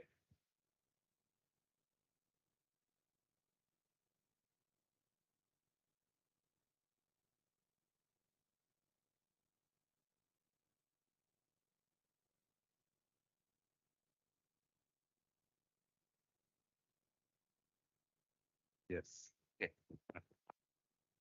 With the current implementation of 5G and the forthcoming 6G, there is a need to connect the unconnected, to extend the connection, the coverage with the to remote areas, aircrafts, marine vehicles. So there is this need of bridging the connection divide to connect the unconnected. There is a need to have high connection density to connect more devices using Internet of everything. And there is a need also to have ubiquitous coverage, to have coverage, network coverage everywhere at any time. We also have the need to have ultra high data rates, especially, for example, in 6G, it is expected that we need to have 200 gigabit per second as a peak data rate. We also need ultra reliable communication. And as 6G is expecting to have what we call ubiquitous AI, that we have AI in almost every device in the communication. So these needs cannot be realized by the current terrestrial networks.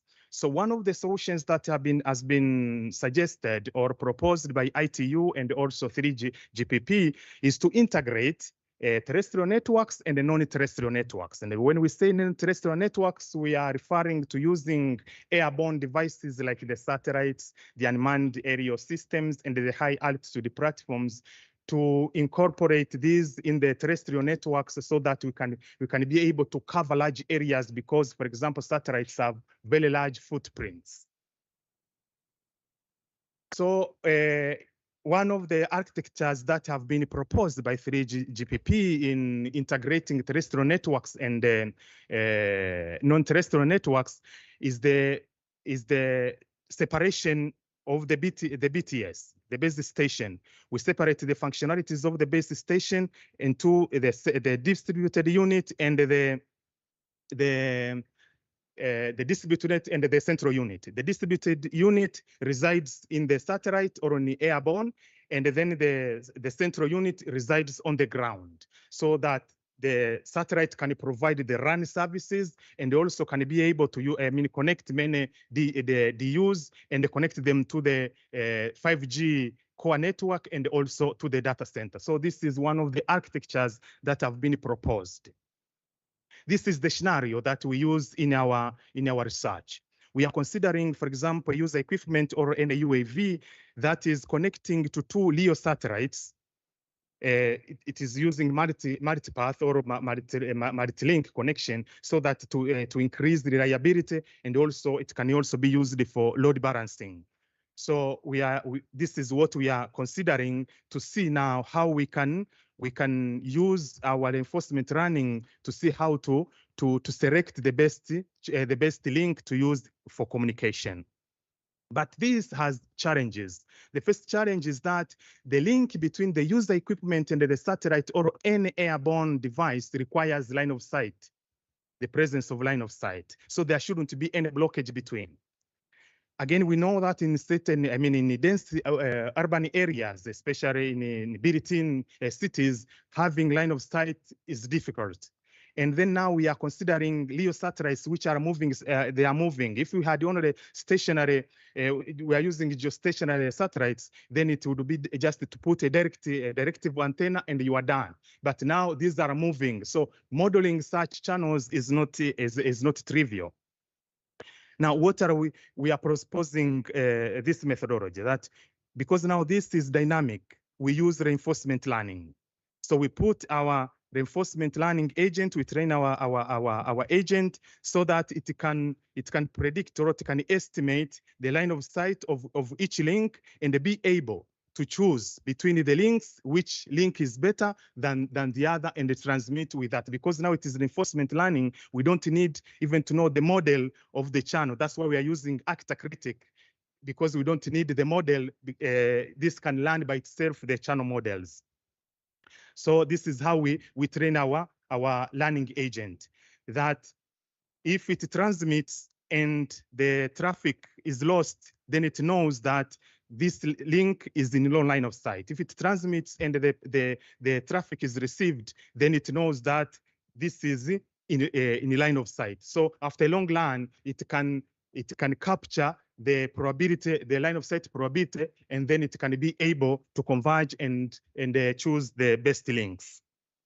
But here there is the challenge, because we have said that the line of sight depends on the elevation angle, and this elevation angle is a continuous variable. So any change in the elevation angle would require a new model. So even modeling this with reinforcement learning would be difficult because an agent needs to learn in a certain environment so that it can capture the best in this. Although the states are changing in the environment, but at least it can capture certain dynamics and be able to converge. But if at any time it is learning new things, it cannot be able to converge. So now, which solution are we using? We divide this visibility region of the satellite from when it appears and until when it disappears from a location or from the UAV. Then we divide them into small subregions where we can think the line of sight probability is constant. And then a line of reinforcement learning agent can learn in each context and be able to converge. When the context changes, then it should be able to capture this change and learn the next context and be able to converge. So slowly it learns in each context as the satellite moves, rises, and falls. So now this is what we trained, and these are the preliminary results. So as you can see, in each context, so we have different contexts, and here we are using two channels. So one is at 70 degrees, another one is at 45. In the another context, it is at 60, and this is at 45. So one satellite is rising and another one is falling. So you can see these semi-plateaus that we have here. It means in each context, the reinforcement learning is able to converge, and when there is the change of context, it retrains again and converges and it trains again. So this is what we show as the categorical distribution. These are the probabilities of transmitting with a given channel in a given context. So we are comparing our reinforcement learning, which is in red, and the optimal policy, which is in blue. The optimal policy knows a priori the dynamics of the channel. So it is determined. Now we are comparing this optimal policy and our learning agent. You can see that the performance of our learning agent is almost equal to the optimal policy. Then there is another challenge. This challenge is that the visibility time of a satellite on a given point is very short. So if the learning agent is slow in learning, then it will, before it converges, already the satellite has changed the elevation angle, and this will make the learning agent to transmit with the suboptimal policies. So now, how do we solve this short satellite visibility time? There can be many reasons why for slow convergence, but we consider that the line of sight estimation, using reinforcement learning, is modeled as a partial observable Markov decision process, which means the learning agent does not have a full view of the states. For example, if you have many channels, it will only learn the channels that it has transmitted with. So if you have many channels, until it learns all the channels, it will take time to converge. So now, how do we solve this? We use generative models. Generative models, we use GANs and variational autoencoders. What do we do? If the reinforcement learning agent transmits with one channel, we train the generative models to generate the states or the line of sight probabilities or states of the other channels. So at each transmission event, the learning agent can learn all the channels, and this will help it to converge quickly and be able to transmit with the optimal policy at any, within the satellite visibility time. So these are our preliminary results.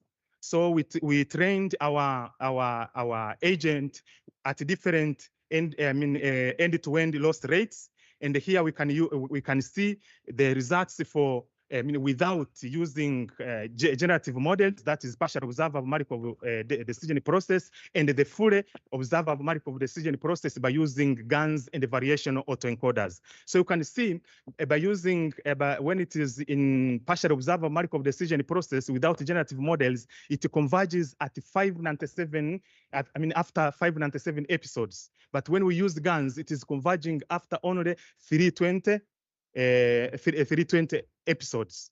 Then at 0.005 end-to-end pass loss rates, it converges at 532. While when we use generative models, it converges at 220, at 224. Here it converges at 246, and here it converges only after 43 episodes. So you can see that using generative models to make a partial observable Markov decision process into a fully observable Markov decision process really allows the agent to learn quickly and be able to converge faster. This now we use, we represent the convergence also by using the Kullback divergence between the categorical distribution of the optimal policy and also of our agent. At any, in any context, we just capture the difference between the optimal and our AC agent. And this, you can see that when we are using partial observable Markov decision process, which is in red, it converges after a long time compared to when we are using GANs and the variational autoencoders. So what have we done?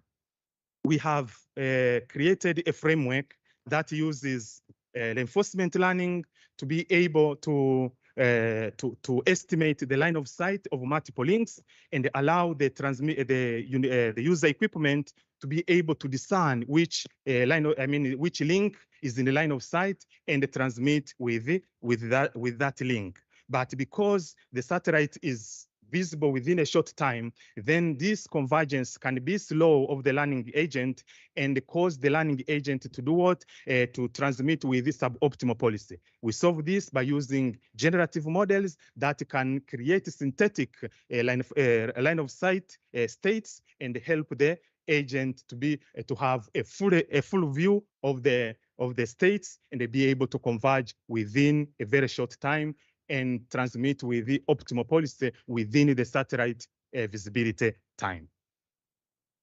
That is the end. Thank you. Thank you.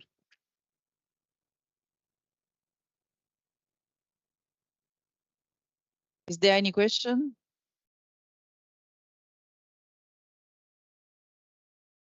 Okay, I was wondering, you said that you have used this approach to increase the convergence.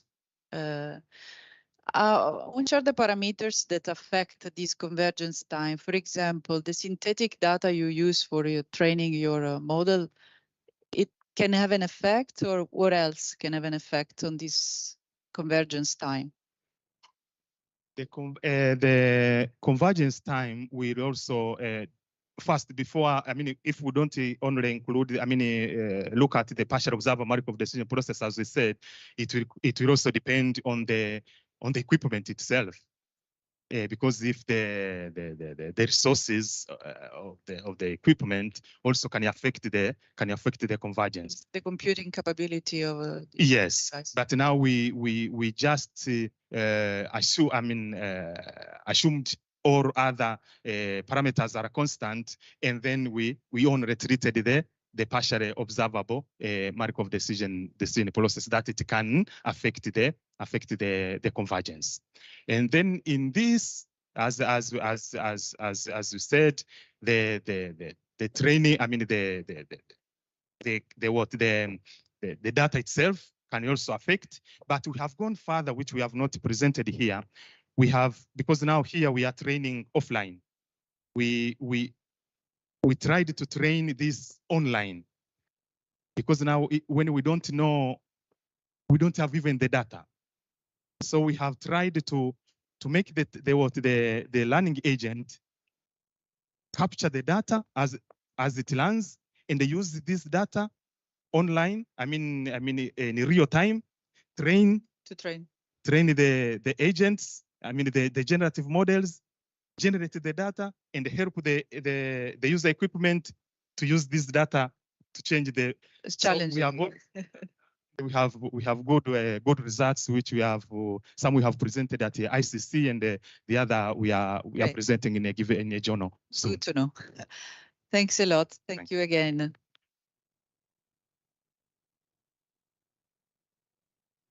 Now it is Francesco Linsalata from Politecnico di Milano is going to present dynamic vehicular environments and high frequency propagation implication for V2X communications. It's again something about line of sight visibility with this time high mobility endpoints, because we have vehicles as endpoint, and we will see which will be the solution they have conceived to solve this issue. Let's see.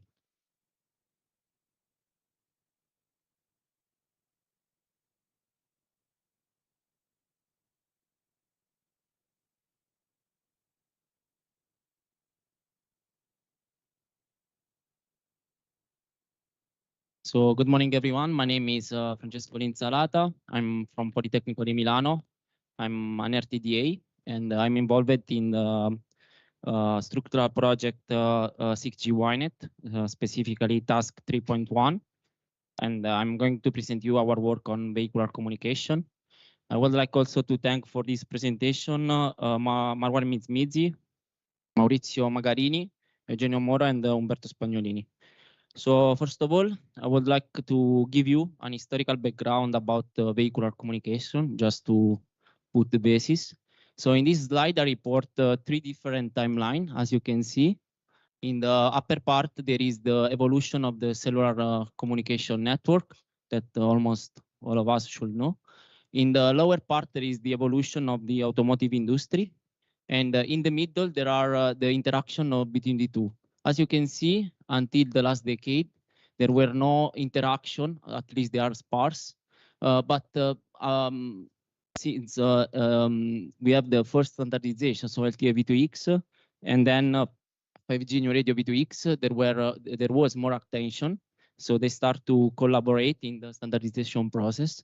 And also we have the first example of European Union regulation about autonomous driving. So then I would like to give you the motivation behind this work. So why we should have a communication interface on board on a vehicle, a communication interface working at high frequency.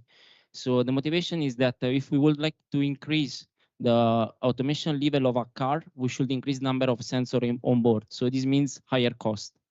So the idea is that if cars are characterized by communication interface, they can exchange sensor data, their own sensor data. They can cooperate each other, creating a common perception of the environment. And this can decrease the number of sensors on board, since we are relying on the sensor of the other vehicle. And at same time, I don't know why they are moving. At the same time,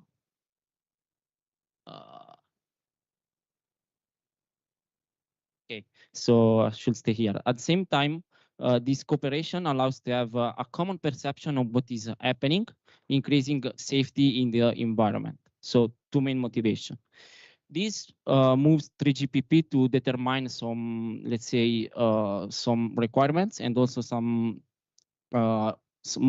release of 3GPP were characterized by vehicular communication.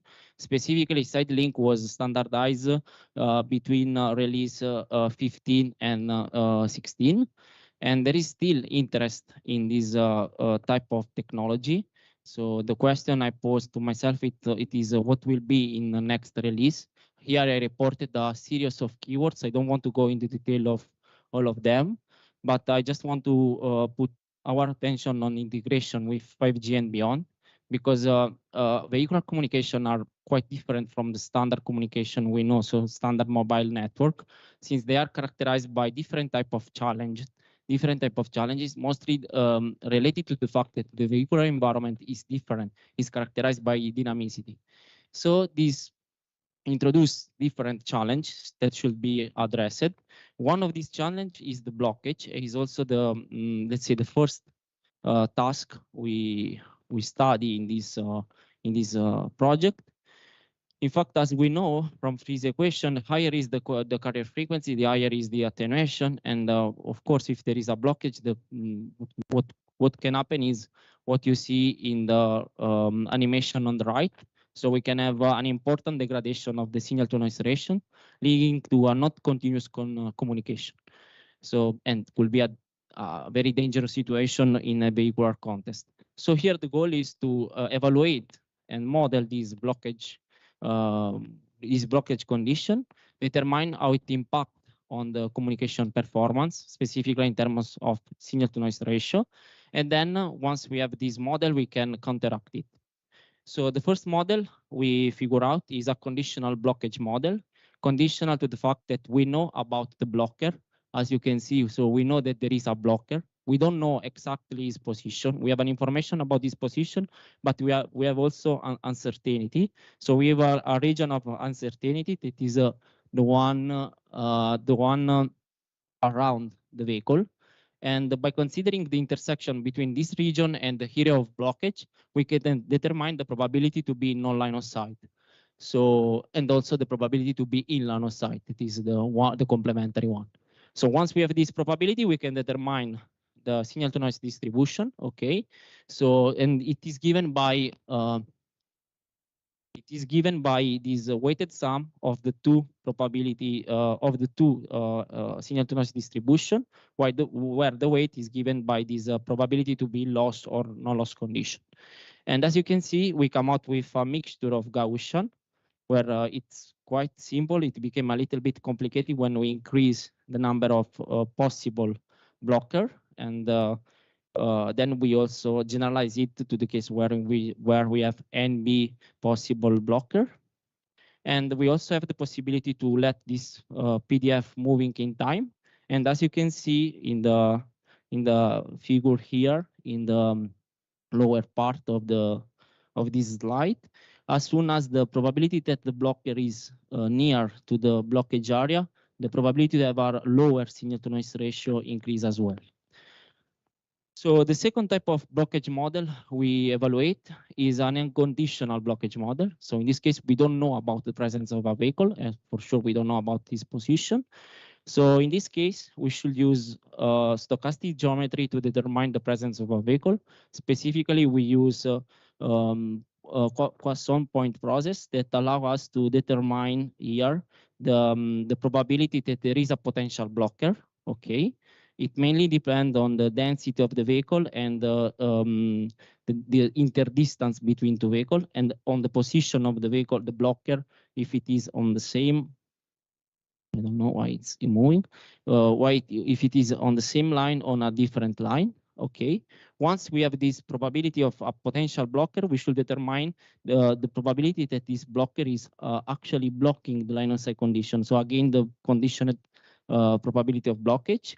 And so we come out again with a probability to have a blocker, a blocker that is blocking the line of sight. And then we can generalize it to different number of vehicle using, let's say, using a Poisson binomial. Okay, this is the result in terms of this probability of blockage. And as you can see, if we increase the distance between two vehicles, and also if we increase the density of vehicle in this scenario, we have a higher probability to be in no loss. And this is explained by the fact that we increase the number of the vehicles that are going to block our line of sight condition. Okay, so blockage is a problem. We should counteract it. How we can do it?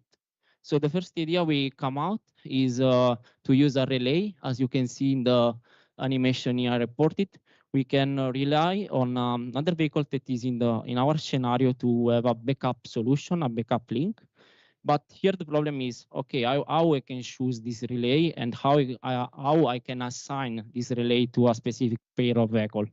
So we use, to answer to the first question, we use this metric that is based on the line of sight map evolution. So we determine which is the line of sight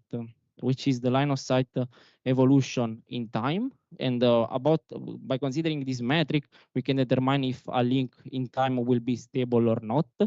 And once we did it, we assign the relay by using different type of algorithm, both centralized and decentralized. And I don't want to go into the detail of the algorithm, but as you can see from the result, all the approach we tested in both an intersection and roundabout scenario, which are very crowded, allows to attain the upper bound in terms of network connectivity. So this means that we are very far from the lower bound. So we are very far from the case in which we don't use relay, and they are very near to the case where a relay has an infinity relaying capability that for sure is unflexible. But with our approach, we are very near to it. Another possible solution we investigate is a low-cost system where we assume that each vehicle is characterized by a conformal intelligent reflective surface. So the idea is that we have an IRS that is mounted on a vehicle, okay? And by exploiting the geometrical property of this IRS, we are able to redirect the link towards our final destination, independent on the block or on the line of sight condition between all the vehicle involved in the scenario. And this type of system is very low cost, because at the end we just need to let's say have a risk on IRS on our car. Okay, so another possible solution we are investigating is this digital twin based approach. So what is a digital twin? Digital twin is a high fidelity representation in a digital context, in a digital way of our environment. So the idea is that the digital twin is able to be updated according to the real world, and this update allows the digital twin to control the real world. So there is a sort of loop between the two. And how we can use a digital twin for our purposes. So the idea is that if we are able to, let's say, predict the presence of a blocker, we can use this digital twin to determine, and we know the electromagnetic characteristic of the environment within the digital twin, we can determine the presence of possible backup link, like for example, good reflection or other vehicle like relay. So we can exploit this digital twin to obtain another possible solution. We recently submit a paper about this that you see in the reference. But to do all this proposal, to do all this, let's say, countermeasure, and also most of the countermeasure present in the literature, actually there is a problem. It is a big problem. Is that the current architecture is not able to, let's say, it's not so flexible to permit all the approach present in the literature. So recently we come out with an idea. So we let's say investigate the possibility to have a new architecture paradigm that is able to match the requirement of a vehicular environment. And this architecture is based on Open RAN, okay? And so the idea is that we can exploit the control and the monitoring capability of Open RAN to counteract the blockage problem. So we define the architecture you see in this slide. I don't want to go into detail of the architecture because it's very, we will have a presentation about it in the next meeting for sure. But the main idea is that we use a control plane that is based on Open RAN at lower frequency, Open RAN features, and then data plane that is based on millimeter wave, as as all the slides I show you until so far. And we tested this architecture using Network Simulator 3 and some module available also from other researchers by implementing also other module. And we also got good results that are recently submitted to Transaction of Vehicular Technology. So this slide concludes my presentation. And if you have some question, I will be happy to answer.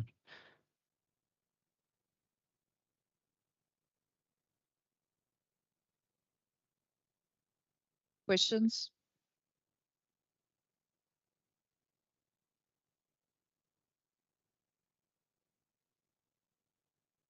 We were considering the time needed to switch from one relay back to the base station and on and forth when there is a blockage. So you were suggesting that in case of blockage, we can use other vehicles as relays. So did you consider the switching time of the whole network?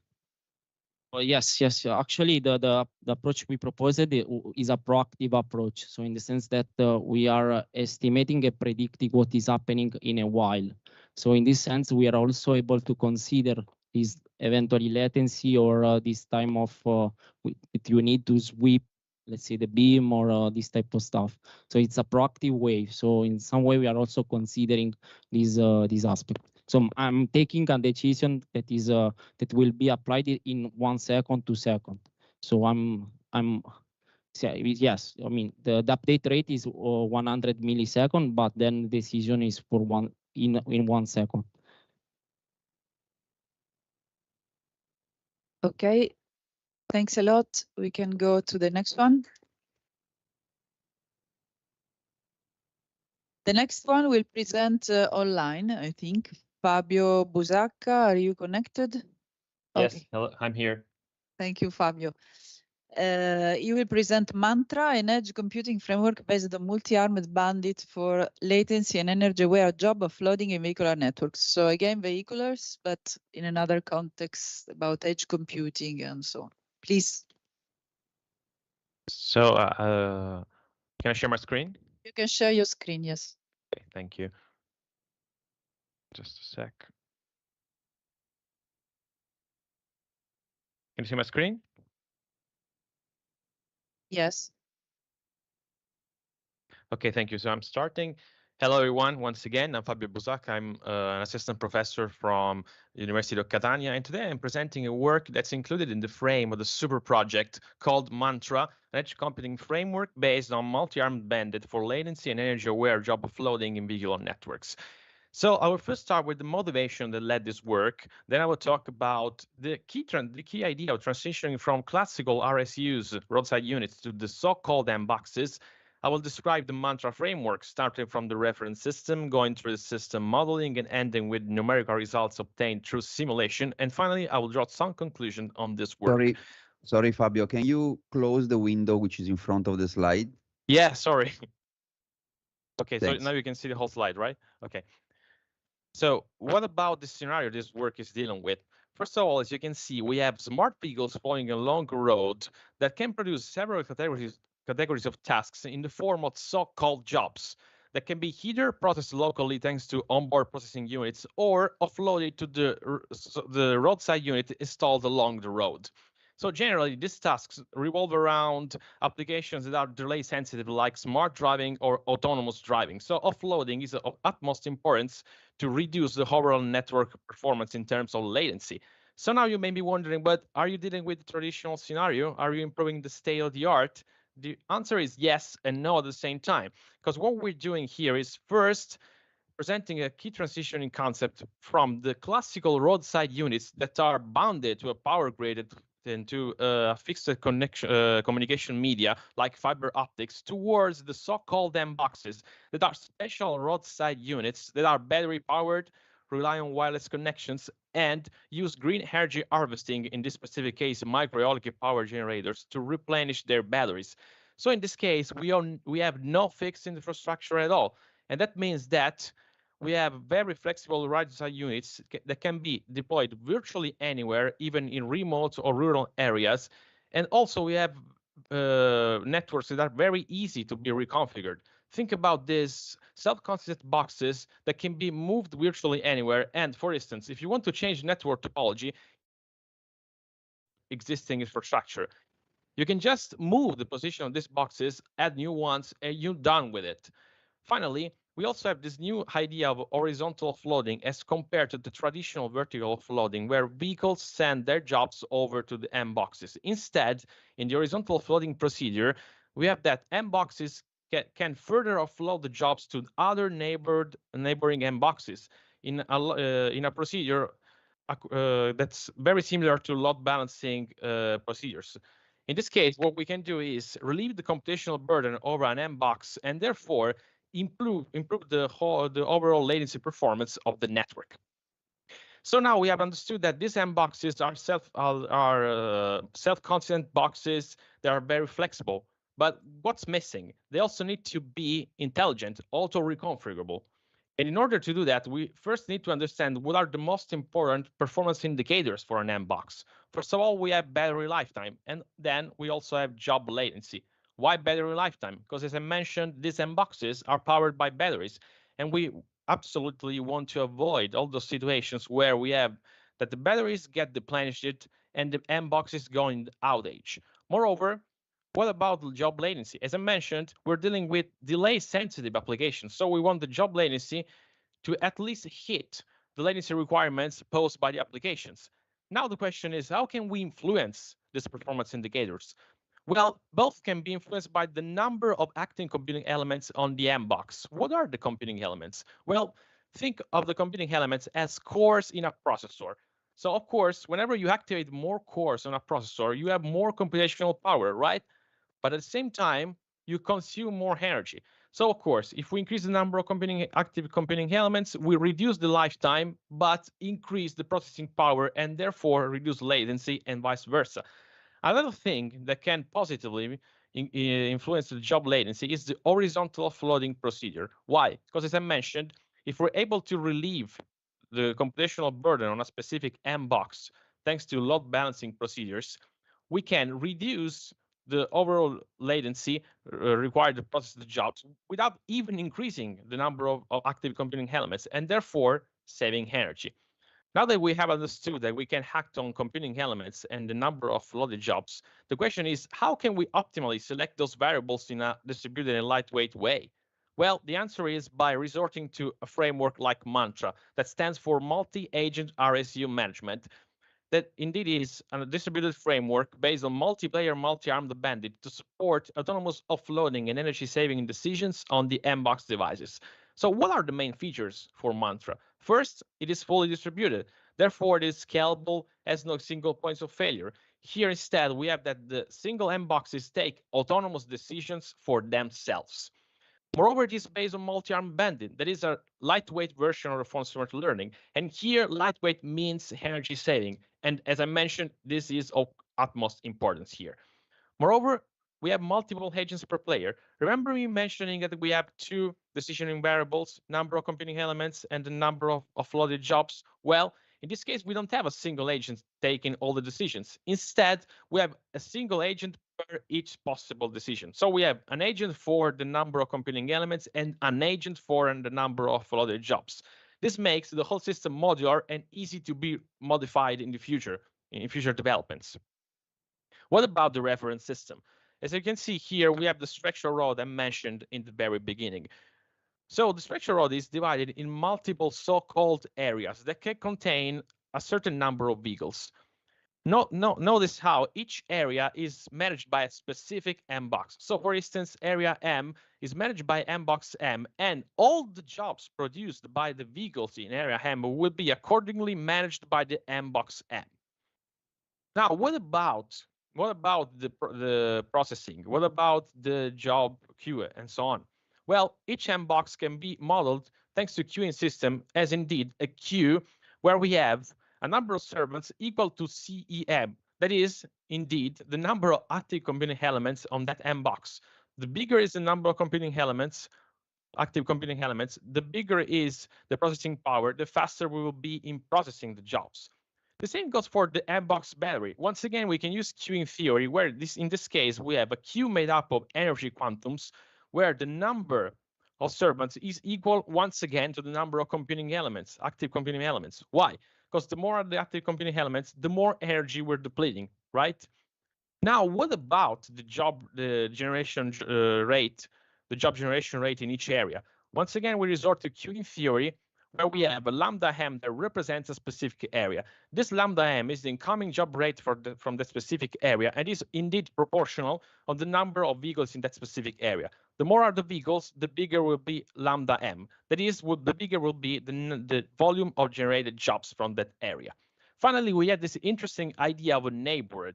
Why neighbor? What is a neighbor? The neighborhood M is the set of M boxes in the coverage area of M box M. What does this mean? This means that, for instance, M box M will only see and acknowledge what's happening in its own neighbor, but will have no clue about what's happening outside. So what this suggests to you that not only our system acts in a fully distributed way, but also with partial information. So now let's go into a little bit of detail about the MAB agents, the multi-armed bandit agents we have here. As I mentioned, we have two agents. One deals with the number of active computing elements. The other deals with the percentage of offloaded jobs. So I do not have the time. I do not have the time to dwell into the details here. But just to give you an idea of how the reward functions for these two agents work, we have that. For the first one, the reward function describes a trade-off between a latency requirement in the first part here and an acknowledgement requirement in the second part. Why? Because as I mentioned, here we have the trade-off that's determined by the number of computing elements, right? Because the bigger is the number of active computing elements, the easier will be to hit the latency requirement, but the harder will be to hit an outage requirement and vice versa. What about the second agent? Once again, we have a trade-off between what?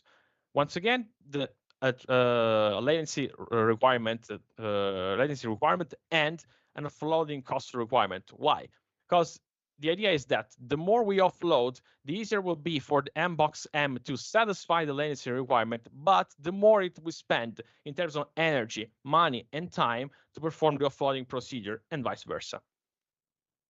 So now, just to give you some simulation parameters, we performed some simulations where we had a number of mboxes equal to 4, and for instance, a latency threshold, a latency requirement equal to 8 milliseconds, aligned to URLC scenarios. So what about the traffic distribution we envisioned? As you can see, we have the 4 mboxes, and the green one is the one that gets the biggest amount of vehicular traffic, while the other mboxes, the neighboring mboxes, instead get much less traffic. Why did we envision this situation? Because we wanted to simulate a situation where we have a strong imbalance in the traffic distribution.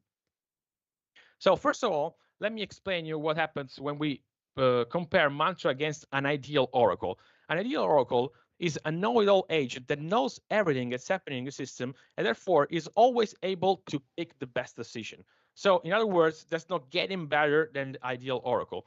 As you can see here, where we have that, as time goes by, our fully distributed framework is able to reach the performance offered by the ideal oracle, as I mentioned, in a fully distributed way, and even with partial information. Here instead we have the decisions taken by our Mantra agents as the number of available computing elements increases from 1 to 6. Once again, I can't give you all the details and all the discussion about these results, but let me focus on the case where we have a number of computing elements equal to 6. In the first plot, we have the number of active computing elements per each mbox in the system. Well, as you would expect, the green one, that is the one that gets the vast majority of traffic, is the one that, of course, activates the biggest number of computing elements. That's logic, right? It makes sense. But what about the offloading actions? Counterintuitively, as you would expect, we have that the green mbox instead performs the least offloading. You may say, but why? It is supposed to use the offloading to relieve the computational burden. The answer is that here the green mbox is acting in an intelligent way. Why? Because the neighbored mboxes, the orange one and the red one, are already offloading the vast majority of jobs they're receiving. So this is an intelligent behavior. Why? Because if I'm already receiving the vast majority of jobs from my neighbors, does it make sense to in turn offload my jobs towards my neighbors? This creates a ping-pong effect that results in a wastage of time, energy, and money. Instead, to improve the whole system benefit, we have that the green box ceases to offload jobs and instead reduces the actual offloading rate. What about instead the behavioral Mantra against the baselines? So we wanted to prove that the collaboration between energy saving procedures and the offloading procedures is of utmost importance to satisfy both the latency requirement and outage requirement. And as you can see, we have that the first baseline struggles to satisfy the outage probability because it blindly keeps all the computing elements active, while the second baseline struggles with satisfying the latency requirements as it can't rely on offloading, and therefore each mbox is left on its own, can't rely on the support from the neighbors. So just to jump to the conclusions, we have that in this work, we have presented the idea and concept of mbox, a self-consistent green RSU, together with Mantra, a distributed framework based on multiplayer, multi-arm bandit to support autonomous offloading and energy-saving decisions on the M-Box devices, where Mantra is fully distributed, that is, it is fully scalable and there's no single point of failure. It is based on a simple multi-arm bandit algorithm. It is modular and is able to first match the performance of a centralized oracle in fully distributed way, and also to outperform the presented baselines in terms of latency and outage requirements. So this concludes my presentation. Thank you for the attention, and I'm happy to take questions. Thank you once again. Thank you, Fabio. Questions? Just a curiosity, are you going to implement, or you have already implemented, deployed this M-Box? No, not yet, but Go, yes, go. yeah, okay, thank you. No, that's something we didn't do already, but yeah, definitely we're planning to do it because it will be much more interesting to do this in a real scenario rather than just simulating everything. Okay. Thank you. Thanks a lot. Thank you. Thank you. Thank you, Fabio. We go to the next presentation now. It is Corrado Pulighedu from Politecnico di Torino. Corrado is here. Okay. We will present SEM-ORAN, Semantic ORAN Slicing for Mobile Edge Offloading of Computer Vision Tasks.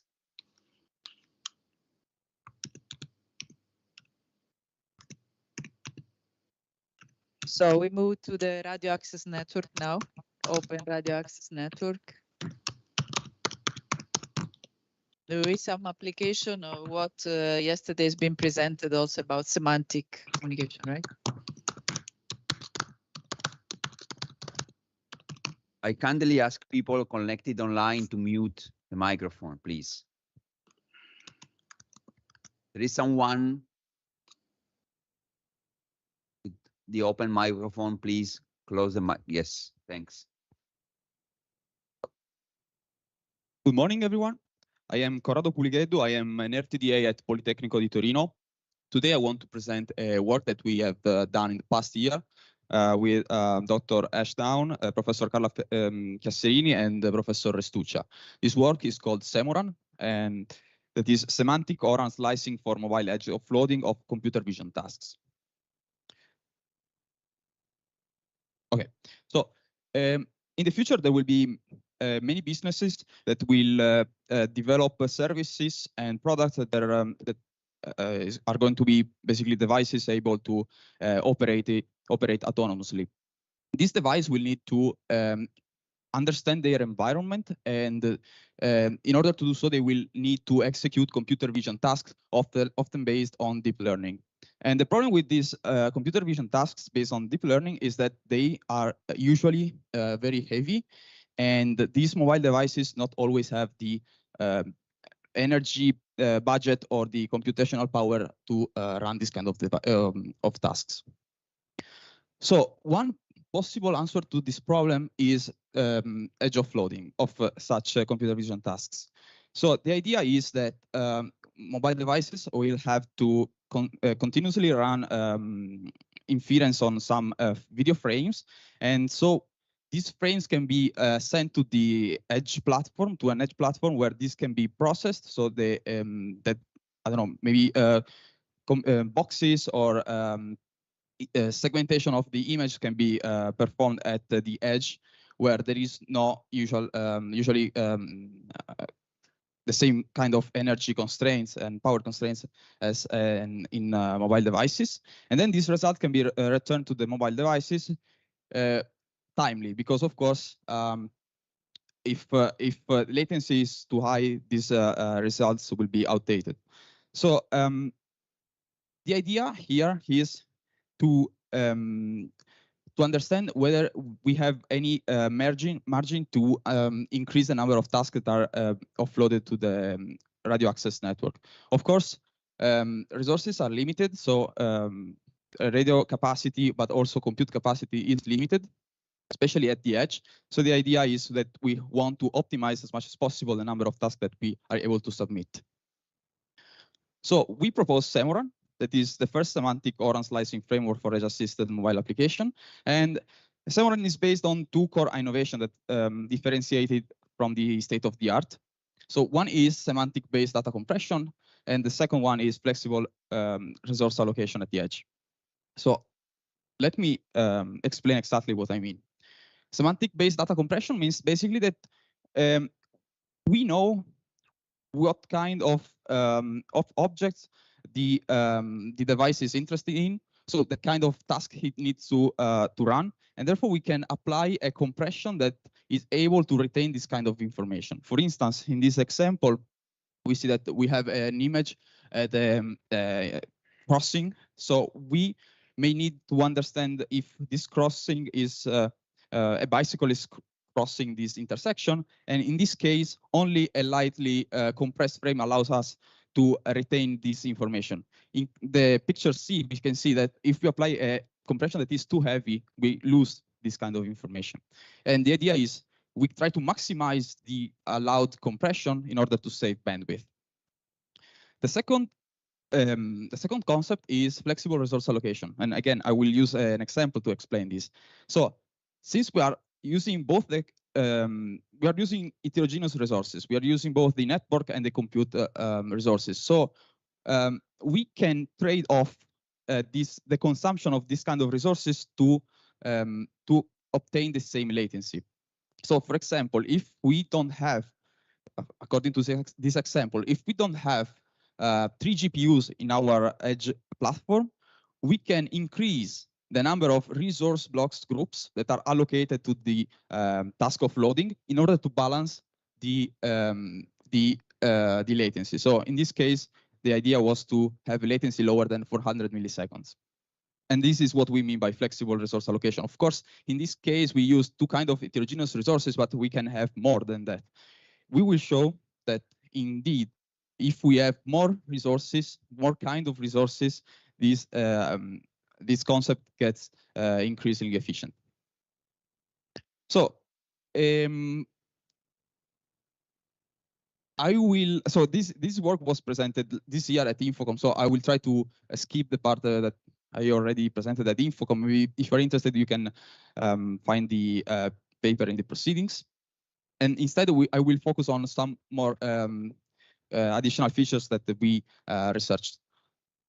So this is just to show the numerical results for the Infocom paper. So here we have Semoran and several, let's say, competitors. The first one is Ledge, that is basically the state-of-the-art network slicing algorithm, and again, also based on Oran. And then we have MinRes SEM, that is basically a let's say a less powerful version of Semoran, where the semantic compression is applied, but not the flexible resource allocation. And then we have Flex and SEM, that is the opposite. We have flexible resource allocation. We don't have any semantic compression. We can see that according to the number of requested tasks, we are able to allocate more, to admit more tasks than the competitors. Also, we have 2 kinds of bars. We have the, let's say, the full bars that has that mean the task is executed within the specified constraints. And also we have the, let's say, light bars. That means that the task is admitted, but not executed according to the constraints. We show that the average improvement with respect to the state of the art is 72%. Okay, now what we focused on in this extension is to, let's say, bridge the gap between, let's say, the theory and the reality. In reality, we don't always have perfect frames because of external factors that can degrade the quality of the pictures. For instance, here we can see that we have two effects, two corrections that affect the quality of this the same image that I showed before. And the first one is Gaussian noise, which is common in case we try to increase the light, the brightness of a picture that is taken in low light conditions. And the second one is a simulation of what the picture would look like in case of snow.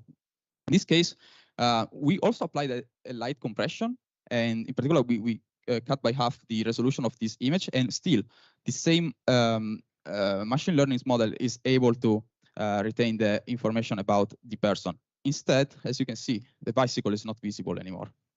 So to consider this possibility, we introduced a module to our framework the Semoran framework. This is called data quality degradation module, and basically it is able to, according to the detected image degradation, is able to adjust the maximum tolerable compression in order to retain the accuracy of the model. So here I would like to show you what Semoran is able to do with this module. So again, we have Semoran without the data quality module, and then again the Sledge competitor with and without this module. And here we can see that Semoran is always able to execute within the constraints the admitted task. In particular, we can see that for corruption severity 0, that means basically no corruption is applied. The performance are always the same between the DQ DM version and the one without this module, while instead, if the corruption severity increases, the number of successfully executed tasks decreases. So these results are very, very high level. So of course, we gather the results according to many different parameters. But here, just to show you that even with different, when different corruption sources are considered, here we're still able to retain these to satisfy the constraints. Then again, with this objective of try to to bridge the gap between let's say the theoretical effort and the practical aspects of this framework, we try to explore what could be the profits gain that are allowed by this framework if used in a real-world scenario. So up to this moment, we had that every task had the same value. The value is basically what we can consider as the revenue of the task. So if I execute a task within the constraints, the value is what I earn as a mobile network operator. Then the costs are what that are strictly related to the consumption of resources. So in case I consume more resources, my cost increases. And of course, the model is in the paper, but basically I can consider also different costs according to the resource types. And of course, at this point, we have revenues, costs, profit are the profits are the difference between these two. Here we can see that with respect to Sledge, again, we are able to increase the profit by on average 52%. And these profit gains, of course, in this, let's say, in this variant comes with let's say a deficit in the number of successful admitted tasks. Of course, because in this case we are not selecting the task that best fits the available resources, but we also try to at the same time to admit tasks that are going to provide more profit. So in this case, we can say that this is not fair. I mean, if I have more money, my task is probably going to be offloaded with a higher probability. Okay, so to conclude, okay, I just want to say that we believe that this approach, where we consider high-level intents to shape low-level network parameters, has a very, we think it has a very high potential in network research. And also, I want to give a hint of what the future work would be. And in this case, we have seen that we were able to obtain some gains operating on the resources at the radio level and the compute level, and also on the task that we admit at the edge. We did not consider any, let's say, any operation on the machine learning model itself. We believe that this is also a missing point. So we would like to understand if adding some technique to, let's say, reduce the computational complexity of models, such as pruning, could increase further the performance. And also, I want to mention that nowadays, the mobile phone that we have usually have a dedicated silicon to run machine learning tasks. So also it would be interesting to understand whether we can, let's say, maybe offload just a part of task and then keep the remaining processing part at the device. So thank you for your attention, and I will be happy to take questions. Questions?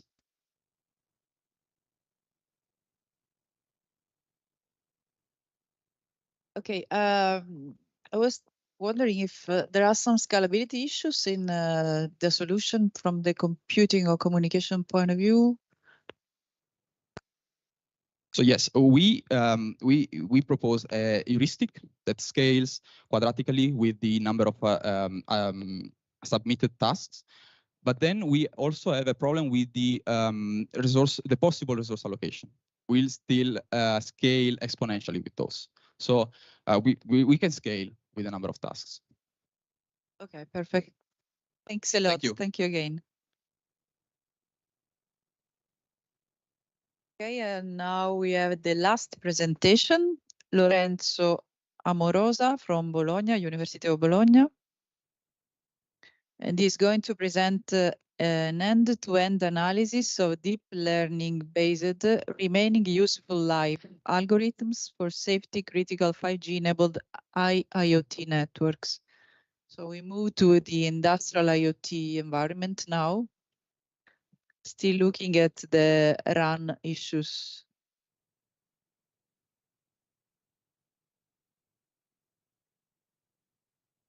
Okay. Thank you for the introduction. I'm Lorenzo Amorosa, PhD student from University of Bologna. And today I'm going to present this work about, let's say, rule estimation and prediction in industrial IoT environments. And this work is conducted in the context of Spoke 9 Industrial Networks project. And in particular, it has been conducted in collaboration with Telecom Italia team and in collaboration also with the Competence Center BIREX. So basically, we're going to see how we define the rule prediction system. We will see our experimental setup, and we will see some network architecture and 5G network simulator tested for the end-to-end analysis, because basically we consider the entire pipeline. So we started from the RAN, where we have the user equipment, which communicates to the G-Node B. Then basically we have tested a set of network architecture, and in the end, we have the application which is a deep learning based application. Basically, the user equipments in this context are AGVs, which transports dangerous liquids. And basically, our intention is to predict the liquid flow in order to send an actuation command to the AGV in order to avoid the liquid flow. So basically,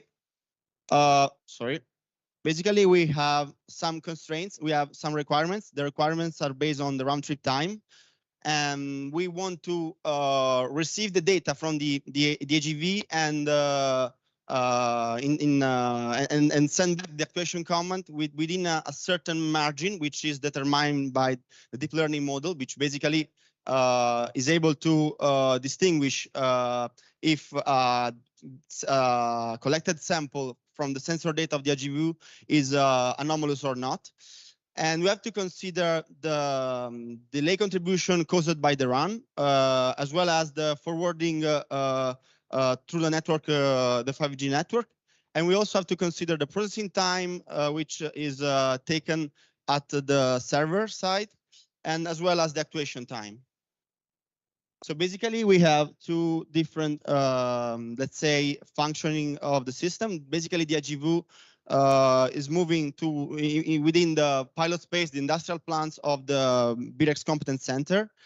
And it may happen that at a certain point, a human operator, for example, cross the way of the AGV and it provokes the fall of the liquids from the AGV. So we want to prevent this thing. Basically, we have that the AGV is sending sensor data within, let's say, 5G network. So we have in particular we have a private non-public 5G network within the BREX Competence Center. And then we also have there deployed a server which basically performs the application part with the deep learning models in order to have the prediction for the remaining useful life estimation of the system. So basically, what is remaining useful life? We can say that if we are at a certain time t, we basically have some sensor data. Using them, we can have a prediction about when the system will have a failure in time. So we can monitor some variables, for example, in this case, some sensor data. And we have, for example, here, here we have a prediction of the liquid fall, which can occur after a given amount of time. And basically, at this point, we want to estimate the time up to the failure. In particular, we focus on a binary classification task. So basically, instead of asking how much time will elapse before the liquid fall, instead we will ask ourselves if within a given forecast window there will be a fault or not. So basically, it is a binary outcome. And for each forecast window, for example, here we can see a time series which is basically a set of samples from sensor data collected, each of them at a constant rate. And for each time step, we can ask, okay, in the next forecast window, is likely to happen that will be a fault or not? For example, the failure here is depicted with the green line. And basically, we can see that the forecast window in red should contain the failure, but basically the system is not able to detect the failure, and so we have a false negative. Instead, with the last line in blue, we can see that there is the forecast window contain the failure, and the system is able to recognize this anomaly. And basically, in this case, we are able to predict the remaining useful life. Basically, we can see that the margin advance, so the interval between the failure recognition and the failure itself, is the requirements that we want to respect in order to have a consistent prediction in the system. Basically, we are able to perform the actuation in time, basically, without making the bottle to fall. So we will show here the part from user equipment to G-Node B, so which consists in the run. Basically, we have this experimental setup where we have this AGVU, which is equipped with a Raspberry Pi and sensors to collect real-time data.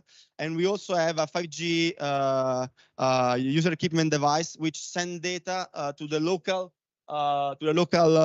network we have, the non-public network we have in the BREX on BREX premises.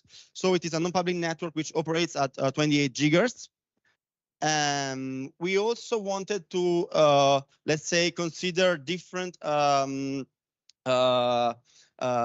say, network architecture and different run configurations. So basically, we also simulated different setups. And in order to do this, we introduced a simulator, a network simulator, which allow us to, for example, test it up also public architecture instead of only non-public architectures.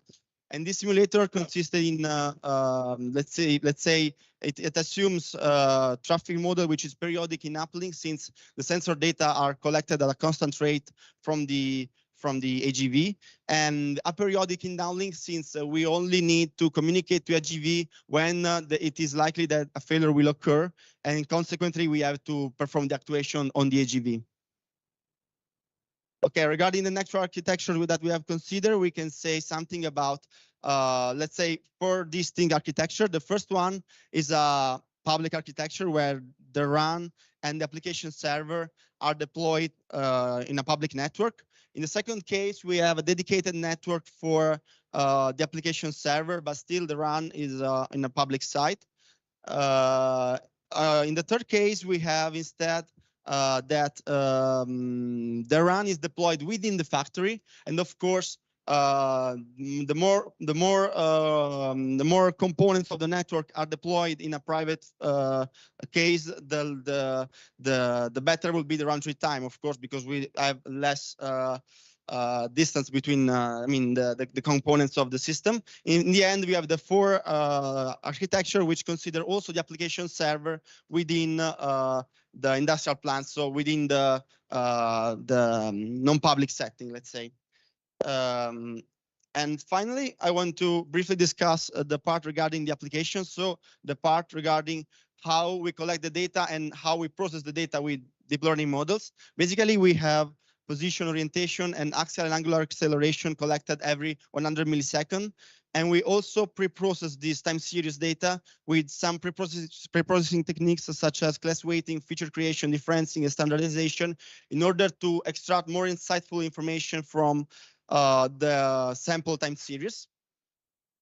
Then we have the deep learning based pipeline, which basically consists in a deep learning model. And then we have a cost model, which let's say enables the possibility to optimize the threshold, which operates on the alarm signal in order to let's say have a model which is more prone to safety or to availability. We will see it in our next slide. Basically, we have we have a set of deep learning models that we have tested: logistic regression, deep dense neural networks, autoencoders, 1D convolutional neural networks, and some recurrent networks.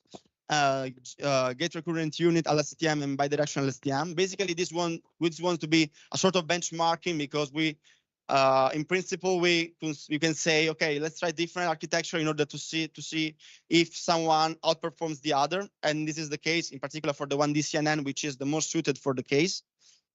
And basically, we have at the end the cost model that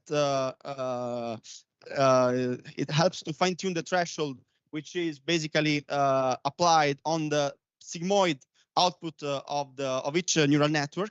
In the first case, where we are preferring availability, basically the threshold is really high. So it means that only those sample, those alarm signal which are above the threshold are considered as anomalous. And in that case, the number of false negatives is higher. So we are missing some anomalies. But maybe the system we want to prefer availability, so we do not want to perform useless actuation maybe. And on the other hand, when we are preferring safety, the threshold is really low, and in this case the number of false positive is higher. And this is the actual cost function we use, because in our case, since the liquid can be dangerous, we want to prevent this, even if we have to perform more actuation than needed, let's say. So in the end, here we are showing the performance of the deep learning models. We can see on the first column the set of models I enumerated before, and we can see that there are three distinct m equals to 5, m equals to 10, m equals to 15, which represent a different forecast window. So basically, if the forecast windows is equal to 5, we mean that we can predict an anomaly within 500 basically 500 milliseconds between the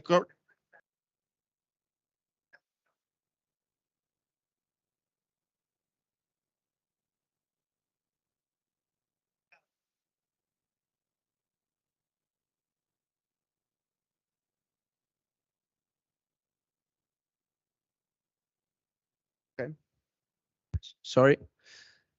So in that case, the difference will be that the cost will be higher, but the advanced margin will be also higher. So it is a trade-off. Basically, if the cost is higher, it means that the number of false positive and false negative are higher. But since we are predicting in a more in a wider window, there is a trade-off, let's say, between the two quantities here. So the final question is, are we able to prevent the fall of the dangerous liquids? So basically, are we able to respect the round trip time requirement provided by the best deep learning models?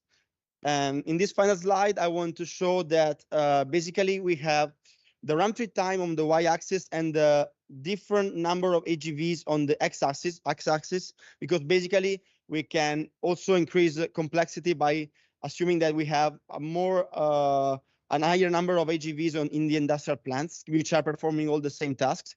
And we can see the dashed lines, which represents the requirements on the round trip time. Basically, if we are under the requirements, it means that the deep learning models has capabilities in order to predict the flow of the liquids in that amount of time. So if we manage to perform the network propagation and the actuation and the processing time at the server side within that time, it means that we are able to satisfy the performance. Basically, we can see that if the forecast window is small, so in the case of the red line here, the red dashed line, we can see that for the 4 different architecture we presented before, so from the public network to non-public network that we have seen, there are, if the number of GVs is under 10,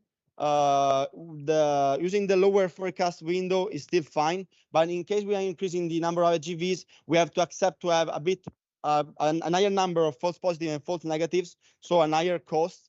But in that case, we can, let's see, still a reliable system with a margin which is increased to, in this case, m equal to 10 for the convolutional neural network employed. In particular, in this case, these 2 dashed line are the margin, the advanced margin that we have for the convolutional neural network model. So just to end, I thank you all for the attention, and you can find a preprint of the work here. And this work will also be presented at the PIMRC conference this year. So thank you very much. Thank you. Questions?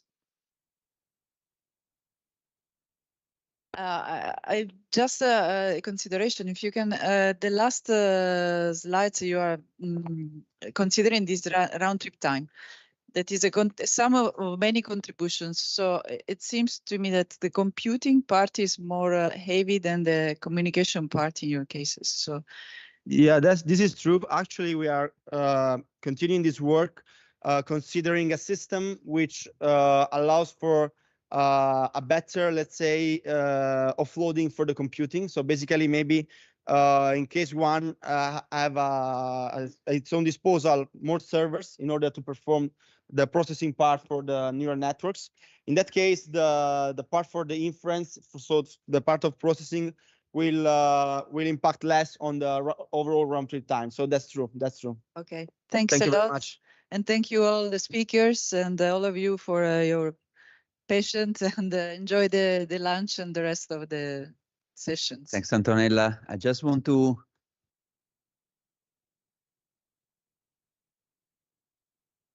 So as you know, yesterday we had a discussion on the grand challenges for our program.